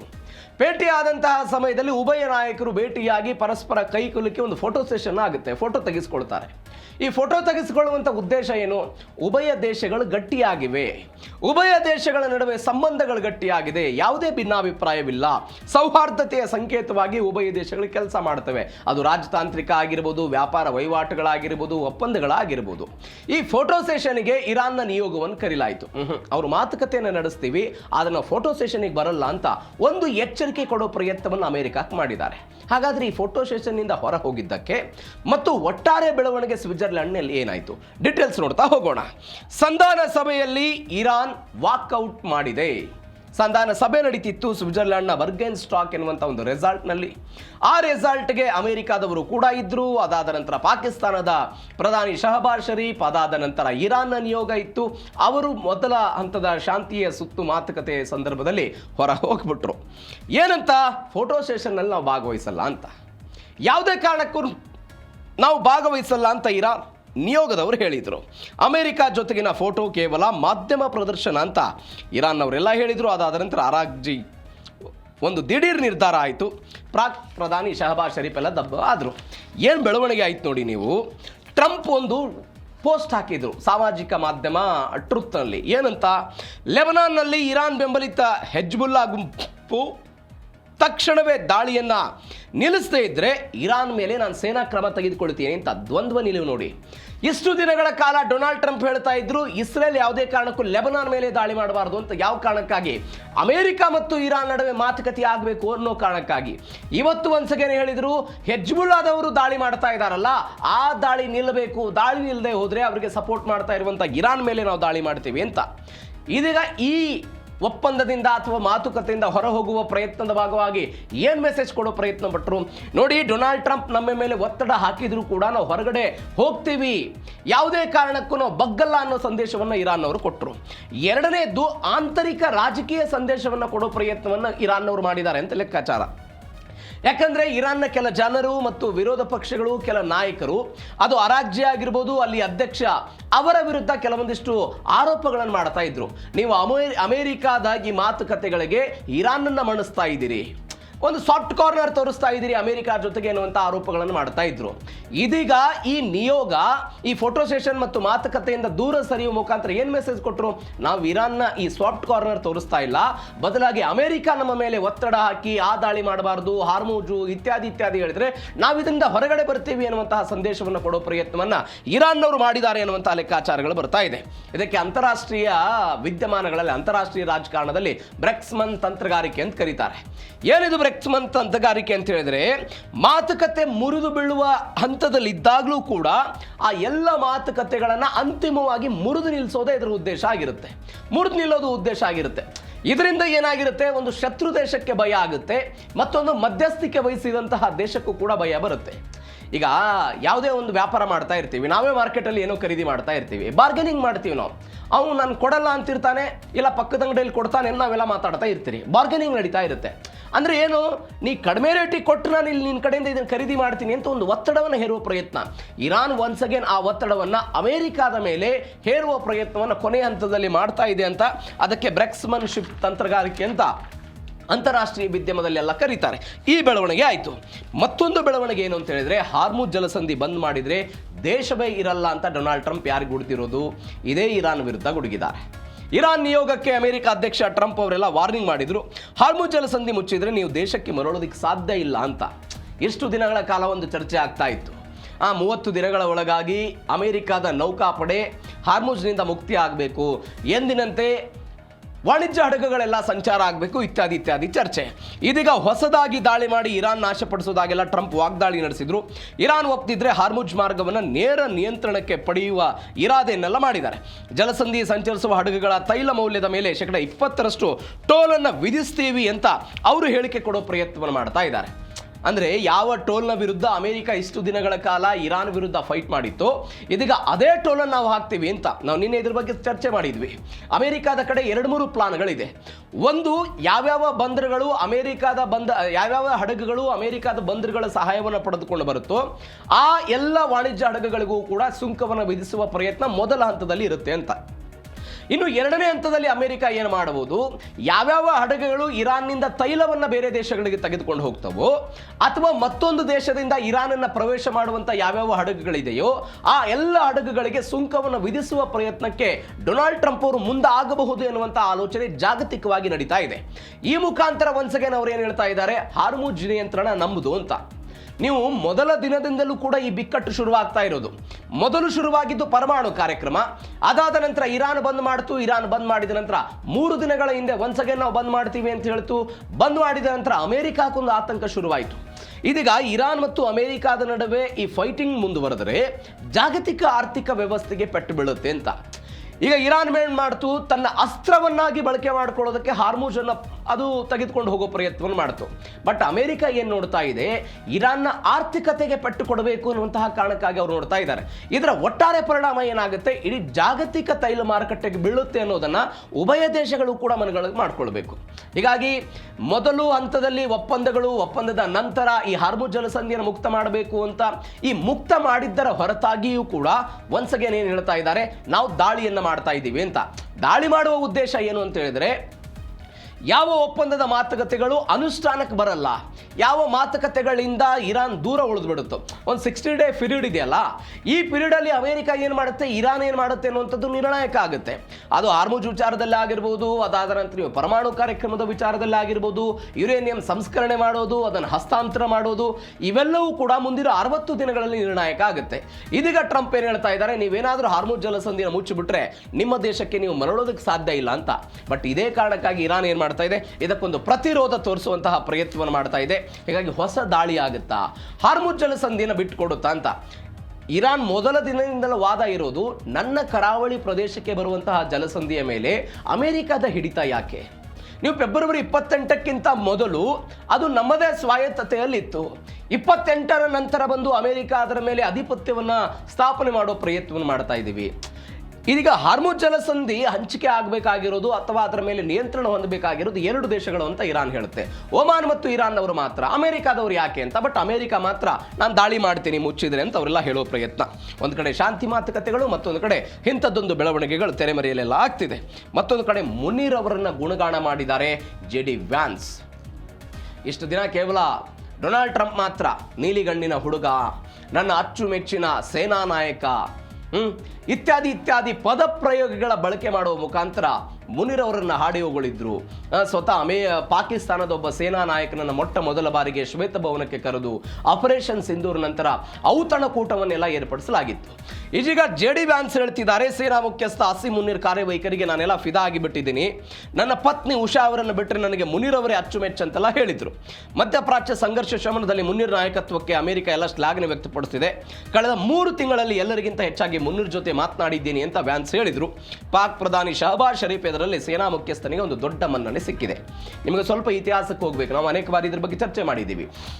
ಹಿಂದೆ ಪಾಕಿಸ್ತಾನದಲ್ಲಿ ಇಮ್ರಾನ್ ಖಾನ್ ಸರ್ಕಾರ ಇದ್ದಾಗ ಇಮ್ರಾನ್ ಖಾನ್ ಸರ್ಕಾರವನ್ನು ಉಳಿಸಬೇಕು ಅಂತ ಅಲ್ಲಿಯ ಸೇನಾ ಮುಖ್ಯಸ್ಥರ ಜೊತೆಗೆ ಅಮೆರಿಕಾದವರು ರಹಸ್ಯವಾಗಿ ಮಾತುಕತೆ ನಡೆಸಿದ್ದು, ರಷ್ಯಾ ಉಕ್ರೇನ್ ಸಮಯದಲ್ಲಿ ನೀವು ಉಕ್ರೇನ್ಗೆ ಸಪೋರ್ಟ್ ಮಾಡಬೇಕು ಅಂತೆಲ್ಲ ಕೇಳ್ಕೊಂಡಿದ್ದು, ಅದೆಲ್ಲವೂ ಕೂಡ ಬಹಿರಂಗವಾಗಿದ್ದು, ಅಮೆರಿಕಾದ ಕೈವಾಡ ಅವತ್ತು ಪಾಕಿಸ್ತಾನ ಸರ್ಕಾರವನ್ನು ಉರುಳಿಸಬೇಕು ಅಂತಿತ್ತು. ಡೊನಾಲ್ಡ್ ಟ್ರಂಪ್ ಒನ್ಸ್ ಅಗೇನ್ ಸೇನಾ ಮುಖ್ಯಸ್ಥರನ್ನು ಮುನ್ನೆಲೆಗೆ ತೆಗೆದುಕೊಂಡು ಬಂದು ಇಡೀ ಒಟ್ಟಾರೆ ಪಾಕಿಸ್ತಾನದ ಆರ್ಥಿಕತೆಯನ್ನು ತನ್ನ ಹಿಡಿತಕ್ಕೆ ತೆಗೆದುಕೊಳ್ಳೋದು, ಪಾಕಿಸ್ತಾನದ ಆಡಳಿತವನ್ನು ತನ್ನ ಹಿಡಿತಕ್ಕೆ ತೆಗೆದುಕೊಳ್ಳುವ ಪ್ರಯತ್ನವನ್ನು ಟ್ರಂಪ್ ಅವರು ಮಾಡ್ತಿದ್ದಾರೆ ಅಂತೆಲ್ಲ ಲೆಕ್ಕಾಚಾರಗಳು ಜಾಗತಿಕವಾಗಿ ನಡೀತಾ ಇದೆ. ಇವೆಲ್ಲದರ ನಡುವೆ ನೀವು ನೋಡಿ 2 ಬೆಳವಣಿಗೆಗಳು, ನಿನ್ನೆ ಆದಂತಹ ಒಂದು ಬೆಳವಣಿಗೆ, ಇವತ್ತಿನ ಒಂದು ಬೆಳವಣಿಗೆ. ಮೊನ್ನೆ ಏನಾಯಿತು, ಟ್ರಂಪ್ ಅವರು G7 ಶೃಂಗಸಭೆಯಲ್ಲಿ ಬೇರೆ ಬೇರೆ ರಾಷ್ಟ್ರಗಳನ್ನೆಲ್ಲ ಉಲ್ಲೇಖ ಮಾಡಿದರು. ರಷ್ಯಾ ಉಲ್ಲೇಖ ಮಾಡಿದರು, ಚೀನಾ ಉಲ್ಲೇಖ ಮಾಡಿದರು, ಒಮಾನ್ ಉಲ್ಲೇಖ ಮಾಡಿದರು, ಕತಾರ್ ಸಹಾಯ ಮಾಡಿದೆ ಅಂತೆಲ್ಲ ಹೇಳಿಕೆ ಕೊಡೋ ಪ್ರಯತ್ನವನ್ನು ಮಾಡಿದರು. ಆದರೆ ಪಾಕಿಸ್ತಾನದ ಒಂದೇ ಒಂದು ಪದವನ್ನು ಡೊನಾಲ್ಡ್ ಟ್ರಂಪ್ ಅವರು ಬಳಕೆ ಮಾಡಲಿಲ್ಲ. ಇವತ್ತು ಯಾರು ವ್ಯಾನ್ಸ್ ಏನು ಹೇಳ್ತಿದ್ದಾರೆ, ಅಲ್ಲಿಯ ಪ್ರಧಾನಿ ಶಹಬಾಜ್ ಶರೀಫ್ ಎದುರುಗಡೆ, ಇಲ್ಲ ನನಗೆ ಮುನೀರ್ ಸಹಾಯ ಮಾಡಿದ್ದಾರೆ, 3 ತಿಂಗಳಿಂದ ಅವರ ಜೊತೆಗೆ ನಿರಂತರವಾಗಿ ಮಾತುಕತೆ ನಡೆಸಿದ್ದೀನಿ, ಈ ಶಾಂತಿ ಒಪ್ಪಂದ ಆಗುವುದಕ್ಕೆ ಅವರ ಕೆಲಸ ಇತ್ಯಾದಿ ಇತ್ಯಾದಿ ದೊಡ್ಡ ಮಟ್ಟದಲ್ಲಿ ಇದೆ ಅಂತ. ಬಟ್ ಅಮೆರಿಕಾದ ಅಧ್ಯಕ್ಷ ಡೊನಾಲ್ಡ್ ಟ್ರಂಪ್ ಅವರ ಬಾಯಲ್ಲಿ ಒಂದೇ ಒಂದು ಮಾತು, ಪಾಕಿಸ್ತಾನ ನಮಗೆ ಸಹಾಯ ಮಾಡ್ತು, ಪಾಕಿಸ್ತಾನದ ಕಾರಣಕ್ಕಾಗಿ ಅಮೆರಿಕ ಮತ್ತು ಇರಾನ್ ನಡುವೆ ಇಂಥದ್ದೊಂದು ಒಪ್ಪಂದ ಆಗ್ತಾ ಇದೆ ಅಂತ G7 ಶೃಂಗಸಭೆಯಲ್ಲಿ ಅವರು ಮಾತನಾಡೋ ಪ್ರಯತ್ನವನ್ನು ಮಾಡಲಿಲ್ಲ. ಯಾಕಂದ್ರೆ ರಾಜಕಾರಣವು ಸಹಜವಾಗಿದೆ, ಅದರ ಬಗ್ಗೆ ನಾವು ನಿನ್ನೆ ವಿಶ್ಲೇಷಣವಾಗಿ ನೋಡಿದ್ದೀವಿ. ಇದೀಗ ವ್ಯಾನ್ಸ್ ಕೂಡ ಮುನೀರ್ ಅವರನ್ನ ಹಾಡಿ ಹೊಗಳಿದ್ದಾರೆ. ಮತ್ತೊಂದು ಕಡೆ 60 ದಿನಗಳ ಶಾಂತಿ ರೋಡ್ ಮ್ಯಾಪ್ ಶುರುವಾಗಿದೆ. ಏನೇನಾಗುತ್ತೆ ಅಂತ ಸಭೆಯಲ್ಲಿ ಹೈಡ್ರಾಮಾ ನಡೆದರೂ ಕೂಡ ಮಾತುಕತೆಯಲ್ಲಿ ಮಹತ್ವದ ಪ್ರಗತಿ ಆಗಿದೆ ಎನ್ನುವಂಥ ಸುದ್ದಿಗಳು ಬರ್ತಾ ಇದೆ. ಅಂದರೆ ಇರಾನ್ ನಿಯೋಗ ಹೊರಗೆ ಹೋಗೋದಕ್ಕೆ, ಫೋಟೋ ಸೆಷನ್ಗೆ ಬರದೇ ಇರೋದು, ಇವೆಲ್ಲ ಬೆಳವಣಿಗೆ ಆದರೂ ಕೂಡ ಮಾತುಕತೆ ಒಂದು ಪ್ರಗತಿಯ ಹಂತಕ್ಕೆಲ್ಲ ಹೋಗಿದೆ ಅಂತ. 60 ದಿನಗಳ ಕಾಲ ಸಂಘರ್ಷವನ್ನು ಸ್ಥಗಿತಗೊಳಿಸುವುದಕ್ಕೆ ಉಭಯ ದೇಶಗಳೆಲ್ಲ ಒಲವನ್ನು ವ್ಯಕ್ತಪಡಿಸಿದ್ರು. ಇರಾನ್ ಮೇಲಿನ ಆರ್ಥಿಕ ನಿರ್ಬಂಧ ಸಡಿಲಿಕೆಗೆ ಮತ್ತು ಸ್ಥಗಿತಗೊಂಡಂಥ ಹಣ ಬಿಡುಗಡೆಗೆ ವಿಚಾರಕ್ಕೆ ಸಂಬಂಧಪಟ್ಟಂತೆಲ್ಲ ಚರ್ಚೆ ಆಗಿದೆ ಅಂತೆ. ಯುದ್ಧವನ್ನು ಅಂತ್ಯಗೊಳಿಸುವುದಕ್ಕೆ ಇರಾನ್ ಕಡೆಯಿಂದ ಸಂಧಾನ ತಂಡದ ಕೆಲಸ ಸಂಪೂರ್ಣ ಆಗುತ್ತೆ. ಹಾರ್ಮುಜ್ ಜಲಸಂಧಿ ತೆರೆಯೋದು, ಪರಮಾಣು ಸಿದ್ಧತೆ ನಿಲ್ಲಿಸುವುದೆಲ್ಲ ಸಿದ್ಧತೆ. ಅಂದರೆ ಅದು $300 ಬಿಲಿಯನ್ ಹಣವನ್ನು ಹೂಡಿಕೆ ಮಾಡೋದು, $22 ಬಿಲಿಯನ್ ಹಣವನ್ನು ಆಸ್ತಿಯನ್ನು ಮುಟ್ಟುಗೋಲು ಹಾಕಿದ್ದನ್ನು ವಾಪಸ್ ಕೊಡೋದು, ಒನ್ಸ್ ಅಗೇನ್ ಹಾರ್ಮುಜ್ ಜಲಸಂಧಿಯನ್ನು ಮುಕ್ತ ಮಾಡೋದು, ಯುರೇನಿಯಂ ಹಸ್ತಾಂತರಕ್ಕೆ ಮಾಡೋದು, ಪರಮಾಣು ಕಾರ್ಯಕ್ರಮವನ್ನು ನಿಲ್ಲಿಸೋದು, ಎಲ್ಲ ಬೆಳವಣಿಗೆಗಳು ಆಗುತ್ತಾ ಅನ್ನುವಂಥದ್ದು ಸದ್ಯಕ್ಕಿರುವಂತಹ ಪ್ರಶ್ನೆ. ಬಟ್ ಮುಂದಿನ 60 ದಿನಗಳ ಕಾಲ ಅದನ್ನು ಮಾಡ್ತಾರೆ ಎನ್ನುವಂತಹ ಸುದ್ದಿಗಳೆಲ್ಲವೂ ಕೂಡ ಬರ್ತಾ ಇದೆ. ನೀವು ನೋಡಿ, 2003 ಮತ್ತು 2005 ಆ ಸಮಯದಲ್ಲಿ ಇರಾನ್ಗೆ ಒಂದು ಪರಿಸ್ಥಿತಿ ಬಂತು. ಏನಂತ, ಬ್ರಿಟನ್, ಫ್ರಾನ್ಸ್ ಮತ್ತು ಜರ್ಮನಿ ಈ ಎಲ್ಲ ದೇಶಗಳು ಇರಾನ್ಗೆ ಪತ್ರ ಬರೀತಾರೆ. ಏನಂತ ಪತ್ರ ಬರೆದ್ರು, ನೀವು ರಹಸ್ಯವಾಗಿ ಪರಮಾಣು ಕಾರ್ಯಕ್ರಮವನ್ನು ಮಾಡ್ತಾ ಇದ್ದೀರಿ, ಪುಷ್ಟೀಕರಣವನ್ನು ಮಾಡ್ತಾ ಇದ್ದೀರಿ, ನೀವು ಅದನ್ನು ತಕ್ಷಣವೇ ನಿಲ್ಲಿಸಬೇಕು ಅಂತ ಬ್ರಿಟನ್, ಫ್ರಾನ್ಸ್ ಮತ್ತು ಜರ್ಮನಿ ಒತ್ತಡ ಹಾಕೋ ಪ್ರಯತ್ನವನ್ನು ಮಾಡ್ತು. ಒತ್ತಡ ಹಾಕಿದ ನಂತರ ಒತ್ತಡದ ಭಾಗವಾಗಿ 3 ದೇಶಗಳು ಮತ್ತು ಎದುರುಗಡೆ ಇರುವಂಥ ಇರಾನ್ನ ಜೊತೆಗೆ ಮಾತುಕತೆ ಆಯಿತು. ಈ ಮಾತುಕತೆಯ ಸಂದರ್ಭದಲ್ಲೂ ಕೂಡ ಇರಾನ್ ಮಾತುಕತೆಯಿಂದ ಹೊರ ಹೋಗಿ ಬರ್ತಿತ್ತು. ನಾನು ನಿಮ್ಮ ಜೊತೆಗೆ ಮಾತನಾಡಲ್ಲ ಎನ್ನುವಂಥ ಸಂದೇಶವನ್ನು ಇವರು ಕೊಡೋ ಪ್ರಯತ್ನವನ್ನು ಮಾಡಿದರು. ಇದರ ಅರ್ಥ, ಈ ಹಿಂದೆ 3 ದೇಶಗಳು ಒತ್ತಡವನ್ನು ಹೇರಿದಂತಹ ಸಮಯದಲ್ಲೂ ಕೂಡ ಇದರಿಂದ ನಾನು ಹಿಂದೆ ಸರಿಯಲ್ಲ ಅನ್ನುವಂತಹ ನಿಲುವನ್ನು ಯಾರು ಹೊಂದಿದ್ರು, ಇರಾನ್ ಅವರು 2003-05 ಸಂದರ್ಭದಲ್ಲಿ ಹೊಂದಿದ್ರು. ಅದಾದ ನಂತರ ಒಂದು ಘಟನೆ ಆಯಿತು. 2025 ಇಸ್ರೇಲ್ ದಾಳಿ ಮಾಡ್ತು ಇರಾನ್ ಮೇಲೆ. ಅವತ್ತಿನ ಸಮಯದಲ್ಲೂ ಕೂಡ ನಾವು ಇಸ್ರೇಲ್ ಜೊತೆಗೆ ಮಾತುಕತೆ ನಡೆಸಲ್ಲ ಅಂತ ಇದೇ ಇರಾನ್ ಅವರು ಹೇಳಿದರು. 2026 ಬೆಳವಣಿಗೆಗಳನ್ನು ನೋಡ್ಕೊಳ್ತಾ ಬನ್ನಿ. ಯಾವಾಗ ಅಮೆರಿಕ ಇರಾನ್ ವಿರುದ್ಧ ದಾಳಿ ಮಾಡ್ತಾ ಬಂತು, ಆ ದಾಳಿಯ ವಿರುದ್ಧ ಪ್ರತಿರೋಧವನ್ನು ತೋರಿಸ್ತಾ ಬಂತು. ಇವತ್ತು ಮಾತುಕತೆ ಅಂತ ಹೇಳ್ತಿದ್ದಾರೆ. ಬಟ್ ರಹಸ್ಯವಾಗಿ ಕಾರ್ಯಾಚರಣೆ ಮುಂದುವರಿಯುತ್ತಾ ಅಥವಾ ಅದನ್ನು ಸ್ಟಾಪ್ ಮಾಡ್ತಾರಾ, ಅದಕ್ಕೆ ಕಾಲವೇ ಉತ್ತರ ಕೊಡುತ್ತೆ. ನೋಡೋಣ ಆ ವಿಚಾರಕ್ಕೆ ಏನು ಬೆಳವಣಿಗೆಗಳಾಗುತ್ತೆ ಅಂತ. ಮತ್ತೊಂದು ಕಡೆ ಮಾರುಕಟ್ಟೆಯಲ್ಲಿ ಖುಷಿ, ತೈಲ ಬೆಲೆ ಕುಸಿತ ಆಗಿದೆ. ಯಾವಾಗ ಅಮೆರಿಕ ಮತ್ತು ಇರಾನ್ ನಡುವೆ ಮಾತುಕತೆಗಳಾಗುತ್ತೆ, ಫಲಪ್ರದ ಆಗುತ್ತೆ, ಒಂದು ಪಾಸಿಟಿವ್ ಸುದ್ದಿಗಳು ಬರುತ್ತಲ್ಲ, ಆವಾಗ ಷೇರು ಮಾರುಕಟ್ಟೆ ಆಗಿರ್ಬೋದು, ತೈಲದ ಬೆಲೆಯೂ ಕೂಡ ಒಂದು ಪಾಸಿಟಿವ್ ರೇಟಿಗೆ ಹೋಗ್ಬಿಡುತ್ತೆ, ಅಂದರೆ ಕಡಿಮೆ ಆಗುತ್ತೆ ಅಂತ. ಸಂಧಾನ ಮಾತುಕತೆಯ ಬೆನ್ನಲ್ಲೇ ಜಾಗತಿಕ ಷೇರು ಮಾರುಕಟ್ಟೆಯಲ್ಲಿ ಭಾರಿ ಜಿಗಿತಾಗಿದೆ. ಭಾರತೀಯ ಷೇರು ಮಾರುಕಟ್ಟೆ ಸೆನ್ಸೆಕ್ಸ್ ಮತ್ತು ನಿಫ್ಟಿ ಎಲ್ಲ ಹಸಿರುಮಯ ಆಯಿತು. ಹೂಡಿಕೆದಾರೆಲ್ಲ ಖುಷಿಯಾಗಿದ್ದಾರೆ. ಕಚ್ಚಾ ತೈಲ ಬೆಲೆಯಲ್ಲಿ ಗಣನೀಯ ಇಳಿಕೆಯಾಗಿದೆ. ಮೊನ್ನೆ 24% ಕುಸಿತ ಆಗಿತ್ತು, ಈಗ ಒನ್ಸ್ ಅಗೇನ್ ಕಡಿಮೆ ಆಗಿದೆ ಅಂತ ಹೇಳ್ತಿದ್ದಾರೆ. ಅಂದರೆ ಯಾವಾಗ ಮತ್ತೆ ಅಮೆರಿಕ ಮತ್ತು ಇರಾನ್ ನಡುವೆ ದಾಳಿ ಆಗ್ಬೋದು ಎನ್ನುವಂಥ ಸುದ್ದಿಗಳು ಬಂದಿತ್ತು, ಮತ್ತೆ ತೈಲದ ದರ ಏರಿಕೆ ಆಗ್ಬೋದು ಅಂತ 2 ದಿನಗಳಿಂದೆಲ್ಲ ವಿಶ್ಲೇಷಣೆ ಆಗಿತ್ತು. ಇದೀಗ ಅಂದರೆ ಜಿನೇವಾದ ಮಾತುಕತೆ ರದ್ದಾಗಿ ಅದು G7 ಶೃಂಗಸಭೆಯಲ್ಲಿ ಇವರೆಲ್ಲ ಸಹಿ ಹಾಕಿದ್ದು, ಈ ಬೆಳವಣಿಗೆಯ ಸಂದರ್ಭದಲ್ಲೂ ಕೂಡ ತೈಲ ಬೆಲೆ ಕಡಿಮೆ ಆಗಿತ್ತು. ಇದೀಗ ಒನ್ಸ್ ಅಗೇನ್ ಆಶಾಭಾವನೆ ಕಂಡಿದೆ. ಯುದ್ಧ ಭೀತಿ ದೂರ ಆಗ್ತಾ ಇದ್ದಂತೆ ಭಾರತದ ಇಂಧನ ಭದ್ರತೆಗೆ ಒಂದು ಬಿಗ್ ಬೂಸ್ಟ್ ಎಲ್ಲ ಸಿಕ್ಕಿದೆ ಅಂತ ಎಲ್ಲ ಹೇಳ್ತಾ ಇರೋದು. ಅಂದರೆ ಹಾರ್ಮುಜ್ ಜಲಸಂಧಿ ಮುಕ್ತ ಆಗುತ್ತೆ. ಹಾರ್ಮುಜ್ ಜಲಸಂಧಿ ಮುಕ್ತ ಆದರೆ ಬೇರೆ ಬೇರೆ ಕಡೆ ತೈಲ ರಫ್ತು ಏನಾಗುತ್ತೆ, ಆ ತೈಲ ರಫ್ತು ಸುಗಮವಾಗಿ ಹೋಗುತ್ತೆ. ಈ ತೈಲ ರಫ್ತು ಸುಗಮವಾಗಿ ಹೋಗ್ಬಿಟ್ರೆ ತೈಲ ಬೆಲೆ ಕಡಿಮೆ ಆಗುತ್ತೆ ಅನ್ನುವಂಥದ್ದು ಒಂದು ಆಶಾಭಾವನೆ. ಇವೆಲ್ಲದ ನಡುವೆ ಟ್ರಂಪ್ ಹೇಳ್ತಿದ್ದಾರೆ, ಒನ್ಸ್ ಅಗೇನ್ ಹಾರ್ಮುಜ್ ಜಲಸಂಧಿಯನ್ನು ನೀವೇನೋ ಬಂದ್ ಮಾಡಿಬಿಟ್ರೆ ನಾನು ದಾಳಿ ಮಾಡ್ತೀನಿ ಅಂತ. ಅಂತಹ ಪರಿಸ್ಥಿತಿ ಏನಾದರೂ ಆದರೆ ಏನಾಗುತ್ತೆ ಅನ್ನುವಂಥದ್ದು ಕುತೂಹಲ ಇದೆ. ಯಾವಾಗ ಇರಾನ್ ಮತ್ತು ಅಮೆರಿಕಾದ ನಡುವೆ ಯುದ್ಧ ಶುರುವಾಯಿತು, ಭಾರತದ ಷೇರು ಮಾರುಕಟ್ಟೆ ಸೇರಿದಂತೆ ಅಂತಾರಾಷ್ಟ್ರೀಯ ಮಾರುಕಟ್ಟೆಗಳಲ್ಲೂ ಕೂಡ ವ್ಯಾಪಕವಾಗಿ ಕುಸಿತ ಕಂಡಿದ್ದನ್ನು ನಾವೆಲ್ಲ ನೋಡಿದ್ವಿ. ವ್ಯಾಪಕವಾದಂತಹ ಕುಸಿತ ಆಗಿತ್ತು. ಹೂಡಿಕೆದಾರರು ಕೂಡ ದೊಡ್ಡ ಮಟ್ಟದಲ್ಲಿ ನೀವು ಚಿನ್ನ ಸುರಕ್ಷಿತ ಅನ್ನುವ ಕಾರಣಕ್ಕಾಗಿ ಅದರ ಮೇಲೆ ಹೂಡಿಕೆನೆಲ್ಲವನ್ನು ಕೂಡ ನಾವು ಮಾಡ್ತಾ ಇದ್ವಿ. ಒಂದು ಕಡೆ ಚಿನ್ನದ ಬೆಲೆ ಏಕಾಏಕಿಯಾಗಿ ಗಗನಕ್ಕೆ ಏರ್ತಾ ಇತ್ತು, ಏರಿಕೆ ಮುಖದಲ್ಲಿತ್ತು. ಈ ಕಾರಣಕ್ಕಾಗಿ ಸುರಕ್ಷಿತ ಹೂಡಿಕೆಯನ್ನು ಆಯ್ದುಕೊಳ್ಳುವ ಪ್ರಯತ್ನವನ್ನು ಮಾಡಿದ್ರು. ಇದೀಗ ಒನ್ಸ್ ಅಗೇನ್ ಷೇರು ಮಾರುಕಟ್ಟೆ ಚೇತರಿಕೆ ಆಗ್ತಾ ಇದೆ. ಮತ್ತೊಂದು ಕಡೆ ಇದು ಅಮೆರಿಕ ಮತ್ತು ಇಸ್ರೇಲ್ ನಡುವೆ ಇಂಥದ್ದೊಂದು ಬೆಳವಣಿಗೆಗಳಾಗ್ತಾ ಇದ್ರೆ ಬೆಂಜಮಿನ್ ನೆತನ್ಯಾಹು ಹೇಳ್ತಾ ಇದ್ದಾರೆ, ಯಾವುದೇ ಕಾರಣಕ್ಕೂ ಲೆಬನಾನ್ನಿಂದ ನಾನು ಸೈನ್ಯವನ್ನು ವಾಪಸ್ ಪಡೆಯೋದಿಲ್ಲ ಅಂತ. ಏನಾಯಿತು ಬೆಳವಣಿಗೆ? ದಕ್ಷಿಣ ಲೆಬನಾನ್ನಿಂದ ಸೇನೆಯನ್ನು ವಾಪಸ್ ಪಡೆಯುವ ಪ್ರಸ್ತಾಪವನ್ನು ಬೆಂಜಮಿನ್ ನೆತನ್ಯಾಹು ತಳ್ಳಾಕಿದಾನ. ಯಾವುದೇ ಕಾರಣಕ್ಕೂ ವಾಪಸ್ ತೆಗೆದುಕೊಳ್ಳಲ್ಲ. ಸುರಕ್ಷತೆ ಮತ್ತು ನಾಗರಿಕರ ಸಾರ್ವಭೌಮತ್ವತೆ ನಮಗೆ ಮುಖ್ಯ ಅಂತ ಬೆಂಜಮಿನ್ ನೆತನ್ಯಾಹು ಮೊದಲ ದಿನದಿಂದ ಹೇಳ್ತಾ ಇದ್ದಾರೆ. ಒನ್ಸ್ ಅಗೇನ್ ಅದನ್ನು ಹೇಳ್ತಾ ಇದ್ದಾರೆ. ಲೆಬನಾನ್ ಭದ್ರತಾ ವಲಯದಲ್ಲೇ ಅಗತ್ಯ ಇರುವಷ್ಟು ಕಾಲ ಎಲ್ಲ ಇಸ್ರೇಲ್ ಪಡೆಗಳು ಇರುತ್ತೆ ಅಂತ ಹೇಳಿದ್ದಾರೆ. ಅಂದರೆ ಒಂದು ಭದ್ರತಾ ವಲಯ ಅಂತೆಲ್ಲ ಕ್ರಿಯೇಟ್ ಮಾಡ್ಕೊಂಡಿದ್ದಾರಲ್ಲ ಅವರು, ಅಲ್ಲೇ ಇರುತ್ತೆ ಅಂತ. ಇರಾನ್ ಯಾವುದೇ ಕಾರಣಕ್ಕೂ ಅಣ್ವಸ್ತ್ರವನ್ನು ಪಡೆಯೋದಕ್ಕೆ ನಾವು ಬಿಡೋದಿಲ್ಲ ಅಂತ ಬೆಂಜಮಿನ್ ನೆತನ್ಯಾಹು ಅವರು ಎಲ್ಲ ಹೇಳಿದ್ರು. ನಾನು ಮೊನ್ನೆ ಉಲ್ಲೇಖ ಮಾಡಿದ ಹಾಗೆ ವಿಶ್ವಸಂಸ್ಥೆಯಲ್ಲಿ ಒಂದು ಮ್ಯಾಪ್ ಮುಖಾಂತರ ಜಗತ್ತಿಗೆ ಯಾವ್ಯಾವ ಕೇಂದ್ರಗಳಲ್ಲಿ ಎಷ್ಟೆಷ್ಟು ಏನೇನು ಮಾಡಿದ್ದಾರೆ, ಹೇಗೆ ರಹಸ್ಯವಾಗಿ ಇವರೆಲ್ಲ ಕೆಲಸವನ್ನು ಮಾಡ್ತಿದ್ದಾರೆ ಅಂತ ವಿಶ್ವಸಂಸ್ಥೆಯಲ್ಲಿ ಇದ್ರ ಬಗ್ಗೆ ಮಾತನಾಡಿದ್ರು. ಅದಾದ ನಂತರ ಮಾಧ್ಯಮಗಳ ಎದುರುಗಡೆಯೂ ಕೂಡ ನಾನು ಅಧಿಕಾರಕ್ಕೆ ಬಂದಿದ್ದು ಅಥವಾ ನನ್ನ ರಾಜಕಾರಣ ಒಟ್ಟಾರೆ ಇರಾನ್ನ ಪರಮಾಣು ವಿರುದ್ಧದ ಕಾರ್ಯಕ್ರಮದ ವಿರುದ್ಧವೇ ಇದೆ ಅಂತೆಲ್ಲ ಅವರು ಹೇಳಿಕೆ ಕೊಡೋ ಪ್ರಯತ್ನವನ್ನು ಮಾಡಿದ್ರು. ನಾನು ಟ್ರಂಪ್ ಹೇಳಿದ್ದನ್ನೆಲ್ಲ ಮಾಡಲ್ಲ, ಇಸ್ರೇಲ್ ಹಿತಾಸಕ್ತಿಯೇ ನಮಗೆ ಮೊದಲು ಅಂತ ಇದೀಗ ಬೆಂಜಮಿನ್ ನೆತನ್ಯಾಹು ಹೇಳಿಕೆ ಕೊಡೋ ಮುಖಾಂತರ ಯಾರಿಗೆ ಸೆಡ್ ಹೊಡಿತಿದ್ದಾರೆ? ಅಮೆರಿಕಕ್ಕೆ ಸೆಡ್ ಹೊಡೆಯುವ ಪ್ರಯತ್ನ ಮತ್ತು ಇರಾನ್ಗೂ ಕೂಡ ನೇರವಾಗಿ ಸೆಡ್ ಹೊಡೆಯುವಂಥ ಪ್ರಯತ್ನ. ಈ ವಿಚಾರವಾಗಿ ಏನಾಗ್ತಾ ಇದೆ ಬೆಳವಣಿಗೆ ಅಂತ ಹೇಳಿದರೆ, ಈ ಲೆಬನಾನ್ ಸರ್ಕಾರ ಅದನ್ನು ನೋಡ್ಕೊಳ್ಬೇಕು ಅಂತೆಲ್ಲ ಒಪ್ಪಂದಗಳಾಗಿತ್ತಲ್ಲ, ಬಟ್ ಅಲ್ಲಿ ಹೆಜ್ಬುಲ್ಲಾದವರು ದಾಳಿ ಮಾಡ್ತಿದ್ದಾರೆ ಅಂತ ಅವರು ಇಸ್ರೇಲ್ನವರು ಹೇಳ್ತಿದ್ದಾರೆ. ಬಟ್ ಇದೇ ಕಾರಣಕ್ಕಾಗಿ ನಾವು ದಾಳಿಯನ್ನು ಮುಂದುವರಿಸ್ತೀವಿ ಅಂತ ಅವ್ರು ಹೇಳ್ತಿದ್ದಾರೆ. ಬಟ್ ಇದು ಈ ಹೆಜ್ಬುಲ್ಲಾ ಲೆಬನಾನ್ ಕಾರಣಕ್ಕಾಗಿ ಇರಾನ್ ಮತ್ತು ಅಮೆರಿಕಾದ ಈ ಒಪ್ಪಂದಗಳು ಮುರಿದು ಬೀಳುತ್ತಾ ಅನ್ನೋದಕ್ಕೆ ಕಾಲ ಉತ್ತರ ಕೊಡಬೇಕು. ಹೀಗಾಗಿ ಏನು ಸ್ಟ್ಯಾಂಡ್ ತೆಗೆದುಕೊಳ್ತಾರೆ ನೋಡೋಣ. ಇದು ಜೀ ಕನ್ನಡ ನ್ಯೂಸ್ DNA ಮೊದಲ ಸುದ್ದಿ. ಆದರೆ ಎರಡನೇ ಸುದ್ದಿ, ಅಮೆರಿಕ ಮತ್ತು ಇರಾನ್ ನಡುವೆ ಚ್ಯೂರಿಚ್ನಲ್ಲಿ ಶಾಂತಿ ಮಾತುಕತೆಗಳು ನಡೀತವೆ ಅಂತ ಅಂದುಕೊಳ್ಳುವಷ್ಟರಲ್ಲೇ ಕೆಲವೊಂದಿಷ್ಟು ಬೆಳವಣಿಗೆಗಳಾಗಿದೆ. ಒಂದು ಕಡೆ ಸಂಧಾನದ ಮಾತುಕತೆಗಳು ನಡೀತಾ ಇದ್ರೆ, ಮತ್ತೊಂದು ಕಡೆ ದಾಳಿಯ ಭೀತಿಗಳು ಕೂಡ ಶುರುವಾಗಿರೋದು. ಎಲ್ಲೆಲ್ಲಿ? ಅಮೆರಿಕ ಮತ್ತು ಇರಾನ್ನಲ್ಲಿ. ಒಂದು ಕಡೆ ಅವರು ಹೊರಗೆ ಹೋಗ್ತೀವಿ ಅಂತ ಅವರು ಹೊರಗೆ ಹೋಗೋ ಪ್ರಯತ್ನ, ಇಲ್ಲ ಮಾತನಾಡೋಣ, ಮಾತುಕತೆ ಮುಖಾಂತರ ಬಗೆಹರಿಸ್ಕೊಳ್ಳೋಣ ಅಂತ ಇವರ ಎಲ್ಲ ಚರ್ಚೆಗಳು. ಇವೆಲ್ಲದ ನಡುವೆ ಇಸ್ರೇಲ್ನ ಪ್ರಧಾನಿಗಳ ವಿರುದ್ಧ ಒಂದು ಅಭಿಪ್ರಾಯವನ್ನು ಮಂಡಿಸುವಂತಹ ಪ್ರಯತ್ನಗಳಾಗಿದೆ. ಬೆಂಜಮಿನ್ ನೆತನ್ಯಾಹು ಹೇಳ್ತಿದ್ದಾರೆ, ನಾವು ಲೆಬನಾನ್ನಿಂದ ಯಾವುದೇ ಕಾರಣಕ್ಕೂ ಹಿಂದೆ ಸರಿಯಲ್ಲ ಅಂತ. ಬಟ್ ಈ ಯುದ್ಧದಲ್ಲಿ ನಾವು ಸೋತ್ಬಿಟ್ವಿ, ಒಪ್ಪಂದ ಆಗ್ತಾ ಇದೆ, ಒಪ್ಪಂದದ ಮುಖಾಂತರ ಇರಾನ್ ಗೆಲ್ತಾ ಇದೆ ಅಂತ ಇಸ್ರೇಲ್ನ ಅಭಿಪ್ರಾಯ ಇದೆ. ಏನಾಗ್ತಿದೆ ಇಸ್ರೇಲ್ನ ಬೆಳವಣಿಗೆ, ಎಲ್ಲದರ ಬಗ್ಗೆಯೂ ಕೂಡ ಡೀಟೇಲ್ಸ್ ಆಗಿ ನೋಡ್ತಾ ಹೋಗೋಣ. ಪರಮಾಣು ತ್ಯಜಿಸಿ 6 ಬಿಲಿಯನ್ ಪಡೆಯಿರಿ ಅಂತ ಯಾರು ಹೇಳಿರೋದು? ಟ್ರಂಪ್ ಅವರು ಹೇಳಿದ್ದಾರೆ. ಇರಾನ್ ಪರಮಾಣು ಯೋಜನೆಗೆ ಕೈ ಬಿಡಬೇಕು ಅಂತ ಅಮೆರಿಕಾದಿಂದ $6 ಬಿಲಿಯನ್ ಆಫರ್ ಹೋಗಿದೆ. ಬದಲಾಗಿ ಹಾರ್ಮುಜ್ ಜಲಸಂಧಿ ಮೇಲೆ ಸಂಪೂರ್ಣ ಹಿಡಿತವನ್ನು ಸಾಧಿಸೋದಕ್ಕೆಲ್ಲ ಇರಾನ್ ಅವರು ಪಟ್ಟು ಹಿಡಿದಿರೋದು. ಹಾರ್ಮುಜ್ನಲ್ಲಿ ನಮ್ಮ ತೆರಿಗೆ ನಡೀಬೇಕು ಅಂತ ಇರಾನ್ನವರು ಪಟ್ಟು ಹಿಡಿದು ಕೂತಿದ್ದಾರೆ. ಏನು ಬೆಳವಣಿಗೆ ಆಯಿತು? ಸ್ವಿಟ್ಜರ್ಲ್ಯಾಂಡ್ನಲ್ಲೆಲ್ಲ ಮಾತುಕತೆ ಆಯಿತು. ಈ ಸಂದರ್ಭದಲ್ಲಿ ಇರಾನ್ ತನ್ನ ಪರಮಾಣು ಕೇಂದ್ರಗಳ ಮೇಲೆ ಈ ವಿಶ್ವಸಂಸ್ಥೆಯವರು ನಿಗಾ ವಹಿಸೋದು, ತಪಾಸಣೆ ಮಾಡೋದಕ್ಕೆ ಅವಕಾಶವನ್ನು ಕೊಡೋದಕ್ಕೆ ಪ್ರತಿಯಾಗಿ ಹಿಂದೆ ಸ್ಥಗಿತಗೊಳಿಸಲಾಗಿದ್ದಂಥ ಇರಾನ್ನ $6 ಬಿಲಿಯನ್ ಹಣವನ್ನು ನಾವು ಬಿಡುಗಡೆ ಮಾಡ್ತೀವಿ ಅಂತ ಅಮೆರಿಕಾದವರು ಪ್ರಸ್ತಾಪ ಮಾಡಿದ್ದಾರೆ.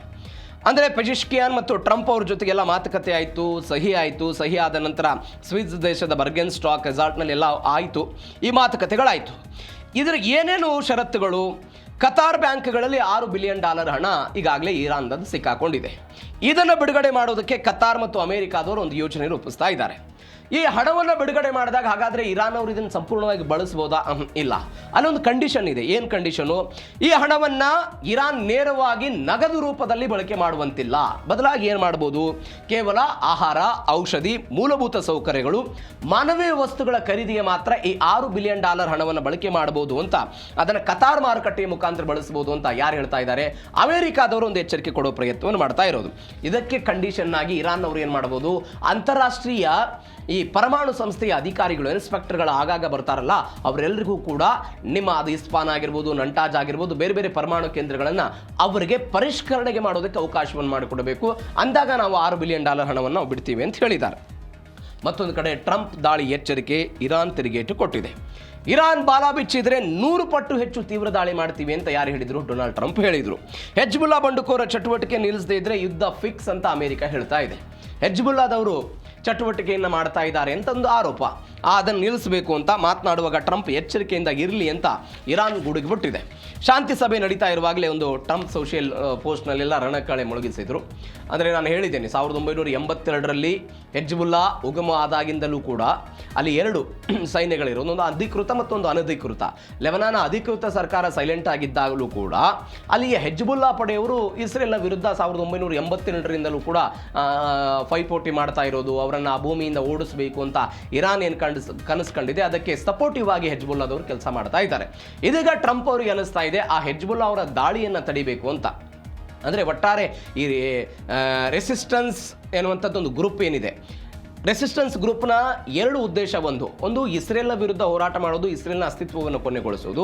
ಎರಡನೇದು ಮಧ್ಯಪ್ರಾಚ್ಯದಲ್ಲಿ ಅಮೆರಿಕಾದ ಹಿಡಿತ ಏನಿದೆ, ಆ ಅಮೆರಿಕಾದ ಹಿಡಿತವನ್ನು ಕೊನೆಗೊಳಿಸಬೇಕು ಅನ್ನೋದು ಇವರೆಲ್ಲರೂ ಗ್ರೂಪ್ ಇದೆ. ಅದು ಹಮಾಸ್, ಹೆಜ್ಬುಲ್ಲಾ, ಹೌತಿ ಮತ್ತು ಇರಾನ್ ಅವ್ರದ್ದು. ಇವರೆಲ್ಲರ ಉದ್ದೇಶ ಆದಾಗಿದೆ. ಬಟ್ ಅಮೆರಿಕಕ್ಕೆ ಇವತ್ತು ಅನ್ನಿಸ್ತಾ ಇದೆ, ನಾಳೆ ಒಂದು ವೇಳೆ ನಾನು ಹೆಜ್ಬುಲ್ಲಾ ಇವತ್ತು ಏನು ಇಸ್ರೇಲ್ ವಿರುದ್ಧ ದಾಳಿಗಳನ್ನು ಮಾಡ್ತಾ ಇದೆ, ಅದನ್ನೇನಾದರೂ ನಾನು ತಡೆದೇ ಹಿಡಿದೇ ಇದ್ರೆ ನಾಳೆ ನನ್ನ ಮೇಲೆಯೂ ಕೂಡ ಈ ತರನಾದಂತಹ ರೆಸಿಸ್ಟೆನ್ಸ್ ಗ್ರೂಪ್ನ ಮುಖಾಂತರ ದಾಳಿಗಳು ಆಗಬಹುದು. ಅಥವಾ ಮಧ್ಯಪ್ರಾಚ್ಯದಲ್ಲಿ ನನ್ನ ಮಿತ್ರತ್ವ ದೇಶಗಳ ಮೇಲೆ ಅಂಥದ್ದು ದಾಳಿ ಆದರೆ ಅದು ಏಕಾಏಕಿಯಾಗಿ ನನಗೆ ಹೊಡೆತ ಬೀಳುತ್ತೆ ಎನ್ನುವಂಥ ಆತಂಕ ಅಮೆರಿಕಕ್ಕೆ ಇವತ್ತು ಮನೆ ಮಾಡಿದ್ದರ ಪರಿಣಾಮವಾಗಿ ಇವತ್ತು ಇಷ್ಟು ದಿನಗಳ ಕಾಲ ಇಸ್ರೇಲ್ಗೆ ಸೂಚನೆ ಕೊಡ್ತಾ ಇತ್ತು. ಇಸ್ರೇಲ್ ಮತ್ತು ಲೆಬನಾನ್ ಅಧಿಕೃತ ಸರ್ಕಾರ ಅವರ ಜೊತೆಗೆ ಮಾತುಕತೆ ನಡೆಸಿ ದಾಳಿಯನ್ನು ಸ್ಟಾಪ್ ಮಾಡಬೇಕು ಅಂತ ಮನವರಿಕೆ ಮಾಡಿಕೊಡೋ ಪ್ರಯತ್ನವನ್ನು ಅವರು ಮಾಡ್ತಾ ಇತ್ತು. ಬಟ್ ಇವತ್ತು ಅಮೆರಿಕ ಒಂದು ಹೆಜ್ಜೆಯನ್ನು ಮುಂದಿಟ್ಟು ಇಲ್ಲ, ಹೆಜ್ಬುಲ್ಲಾದವರು ಕೂಡ ದಾಳಿಯನ್ನು ನಿಲ್ಲಿಸಬೇಕು ಅಂತ ಅವರು ಹೇಳೋ ಪ್ರಯತ್ನವನ್ನು ಮಾಡ್ತಾ ಇದ್ದಾರೆ.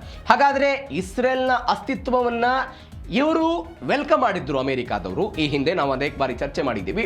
ಬಟ್ ಆ ಅಸ್ತಿತ್ವಕ್ಕೆ ಧಕ್ಕೆ ತರ್ತಾ ಇರುವಂಥ ಹೆಜ್ಬುಲ್ಲಾದವರು ಕೂಡ ದಾಳಿಯನ್ನು ನಿಲ್ಲಿಸಬೇಕು ಅನ್ನೋದು ಅಮೆರಿಕದ ವಾದ. ಮತ್ತೊಂದು ಕಡೆ ನೆತನ್ಯಾಹುಗೆ ಇಸ್ರೇಲಿಗರು ಚೀಮಾರಿ ಹಾಕ್ಬಿಟ್ಟಿದ್ದಾರೆ. ಏನಂತ? ಯುದ್ಧದಲ್ಲಿ ಇರಾನ್ ಕೈ ಮೇಲಾಗಿದೆ ಅಂತ 92% ಇಸ್ರೇಲಿಗರು ಒಂದು ವೋಟಿಂಗ್ ಮಾಡಿರೋದು. ಅಲ್ಲಿಯ ವಿರೋಧ ಪಕ್ಷ, ನಾನು ಮೊನ್ನೆ ಹೇಳಿದೆ, ಅಕ್ಟೋಬರ್ನಲ್ಲಿ ಇಸ್ರೇಲ್ನಲ್ಲಿ ಚುನಾವಣೆ ಇದೆ, ಇವತ್ತು ಮೈತ್ರಿ ಸರ್ಕಾರ ಇದೆ. ಒಂದು ವೇಳೆ ಮೈತ್ರಿಯನ್ನು ಕಳೆದುಕೊಂಡ್ಬಿಟ್ರೆ 14 ಸ್ಥಾನಗಳ ಕೊರತೆ ಆಗುತ್ತೆ, ಮೈತ್ರಿ ಸರ್ಕಾರ ಇಸ್ರೇಲ್ನಲ್ಲಿ ಪತನ ಆಗುತ್ತೆ, ಬೆಂಜಮಿನ್ ನೆತನ್ಯಾಹು ಅಧಿಕಾರವನ್ನು ಕಳೆದುಕೊಳ್ತಾರೆ ಅಂತ ಬೆಂಜಮಿನ್ ನೆತನ್ಯಾಹು ಅವರ ವಿಜಯದ ವಾದವನ್ನು ತಿರಸ್ಕಾರ ಮಾಡಿದ್ದಾರೆ ಯಾರು? ಇಸ್ರೇಲ್ನ ಜನ. ಒಂದು ವೋಟಿಂಗ್ ಆಯ್ತಲ್ಲಿ. ಇಸ್ರೇಲ್ನ ಜೆರುಸಲೆಂನ ಹೆಬ್ರೂ ವಿಶ್ವವಿದ್ಯಾಲಯ ಮತ್ತು ಅಗಾಮ್ ಸಂಸ್ಥೆ ಒಂದು ಸಮೀಕ್ಷೆಯನ್ನು ನಡೆಸಿತು. ಅದರಲ್ಲಿ 92.1% ಇಸ್ರೇಲಿಗರು ಇರಾನ್ ವಿರುದ್ಧದ ಯುದ್ಧದಲ್ಲಿ ತಮಗಿಂತ ಇರಾನ್ ಕೈ ಮೇಲಾಗಿದೆ ಅಂತೆಲ್ಲ ಅಭಿಪ್ರಾಯವನ್ನು ಹೊರಹಾಕಿದ್ದಾರೆ. ಜೂನ್ 17ರಿಂದ 20ರವರೆಗೆ ಈ ಸಮೀಕ್ಷೆ ಆಯಿತು. 17 ವರ್ಷ ಮೇಲ್ಪಟ್ಟಂಥ 3644 ಇಸ್ರೇಲ್ ನಾಗರಿಕರೆಲ್ಲ ಈ ಸಮೀಕ್ಷೆಯಲ್ಲಿ ಭಾಗವಹಿಸಿದರು. ಏನೇನಾಯಿತು ಸಮೀಕ್ಷೆಯ ಅಭಿಪ್ರಾಯಗಳು? ಅವರು ಹೇಳ್ತಿದ್ದಾರೆ 82.9% ಇಸ್ರೇಲಿಗರು ಇರಾನ್ ವಿರುದ್ಧದ ಮಿಲಿಟರಿ ಕಾರ್ಯಾಚರಣೆ ಇಸ್ರೇಲ್ನ ದೀರ್ಘಾವಧಿಯ ಭದ್ರತೆಯನ್ನು ದುರ್ಬಲಗೊಳಿಸಿಬಿಟ್ಟಿದೆ. ಇರಾನ್ ವಿರುದ್ಧದ ಯುದ್ಧದಲ್ಲಿ ನಮ್ಮ ಭದ್ರತೆ ದುರ್ಬಲ ಆಗಿದೆ ಅಂತ 82% ಜನ ಹೇಳಿದರು. ಮತ್ತೊಂದು ಕಡೆ ಅಮೆರಿಕ ಮತ್ತು ಇರಾನ್ ನಡುವೆ ಒಪ್ಪಂದ ಏನಾಯಿತು, ಈ ಒಪ್ಪಂದದ ಫಲಿತಾಂಶವನ್ನ 86% ಜನ ನಮ್ಮ ಇಸ್ರೇಲ್ನ ಭದ್ರತೆಗೆ ಮತ್ತು ಇಸ್ರೇಲ್ನ ಅಸ್ತಿತ್ವಕ್ಕೆ ನಕಾರಾತ್ಮಕವಾಗುತ್ತೆ, ನಮಗೆ ಹೊಡೆತ ಬೀಳುತ್ತೆ ಅಂತ ಇದರ ವಿರುದ್ಧ ನಕಾರಾತ್ಮಕವಾದಂತಹ ಅಭಿಪ್ರಾಯವನ್ನು ನೋಡ್ತಾ ಇದ್ದಾರೆ. ಮತ್ತೊಂದು ಕಡೆ ನೆತನ್ಯಾಹು ಸರ್ಕಾರದ ಮೇಲೆ ನಮಗೆ ಅಪನಂಬಿಕೆ ಇದೆ ಅಂತ 72.5% ಜನ ಇಸ್ರೇಲಿಗರು ಅವರು ಹೇಳ್ತಾ ಇದ್ದಾರೆ.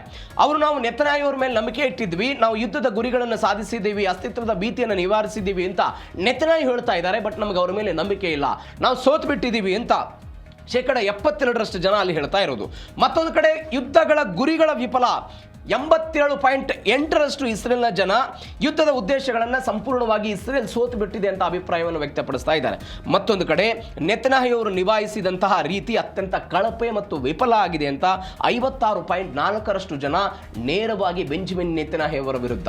ಅಂದರೆ ಇದರ ಅರ್ಥ ಕೇವಲ ನೆತನ್ಯಾಹು ವಿರೋಧಕ್ಕೆ ವಲಯ ಮಾತ್ರವಾಗಿಲ್ಲ, ಯಾರ್ಯಾರು ನೆತನ್ಯಾಹು ಅವರ ಪಾರ್ಟಿಯವರು ಬಲಪಂಥೀಯ ರಾಜಕಾರಣಿಗಳು ಇಸ್ರೇಲ್ನವರು ಇದ್ದಾರೋ, ಯಾರ್ಯಾರು ನೆತನ್ಯಾಹು ಅವರಿಗೆ ಸಪೋರ್ಟ್ ಮಾಡಿದ್ರು ಅವರು ಕೂಡ 93.1% ಜನ ಯಾರ ವಿರುದ್ಧ, ಇದೇ ಬೆಂಜಮಿನ್ ನೆತನ್ಯಾಹು ಅವರ ವಿರುದ್ಧ ಆಕ್ರೋಶವನ್ನು ಹೊರಹಾಕಿದ್ದಾರೆ. ಇದು ಇಸ್ರೇಲಲ್ಲಿ ಆಗ್ತಾ ಇರುವಂತಹ ಬೆಳವಣಿಗೆ.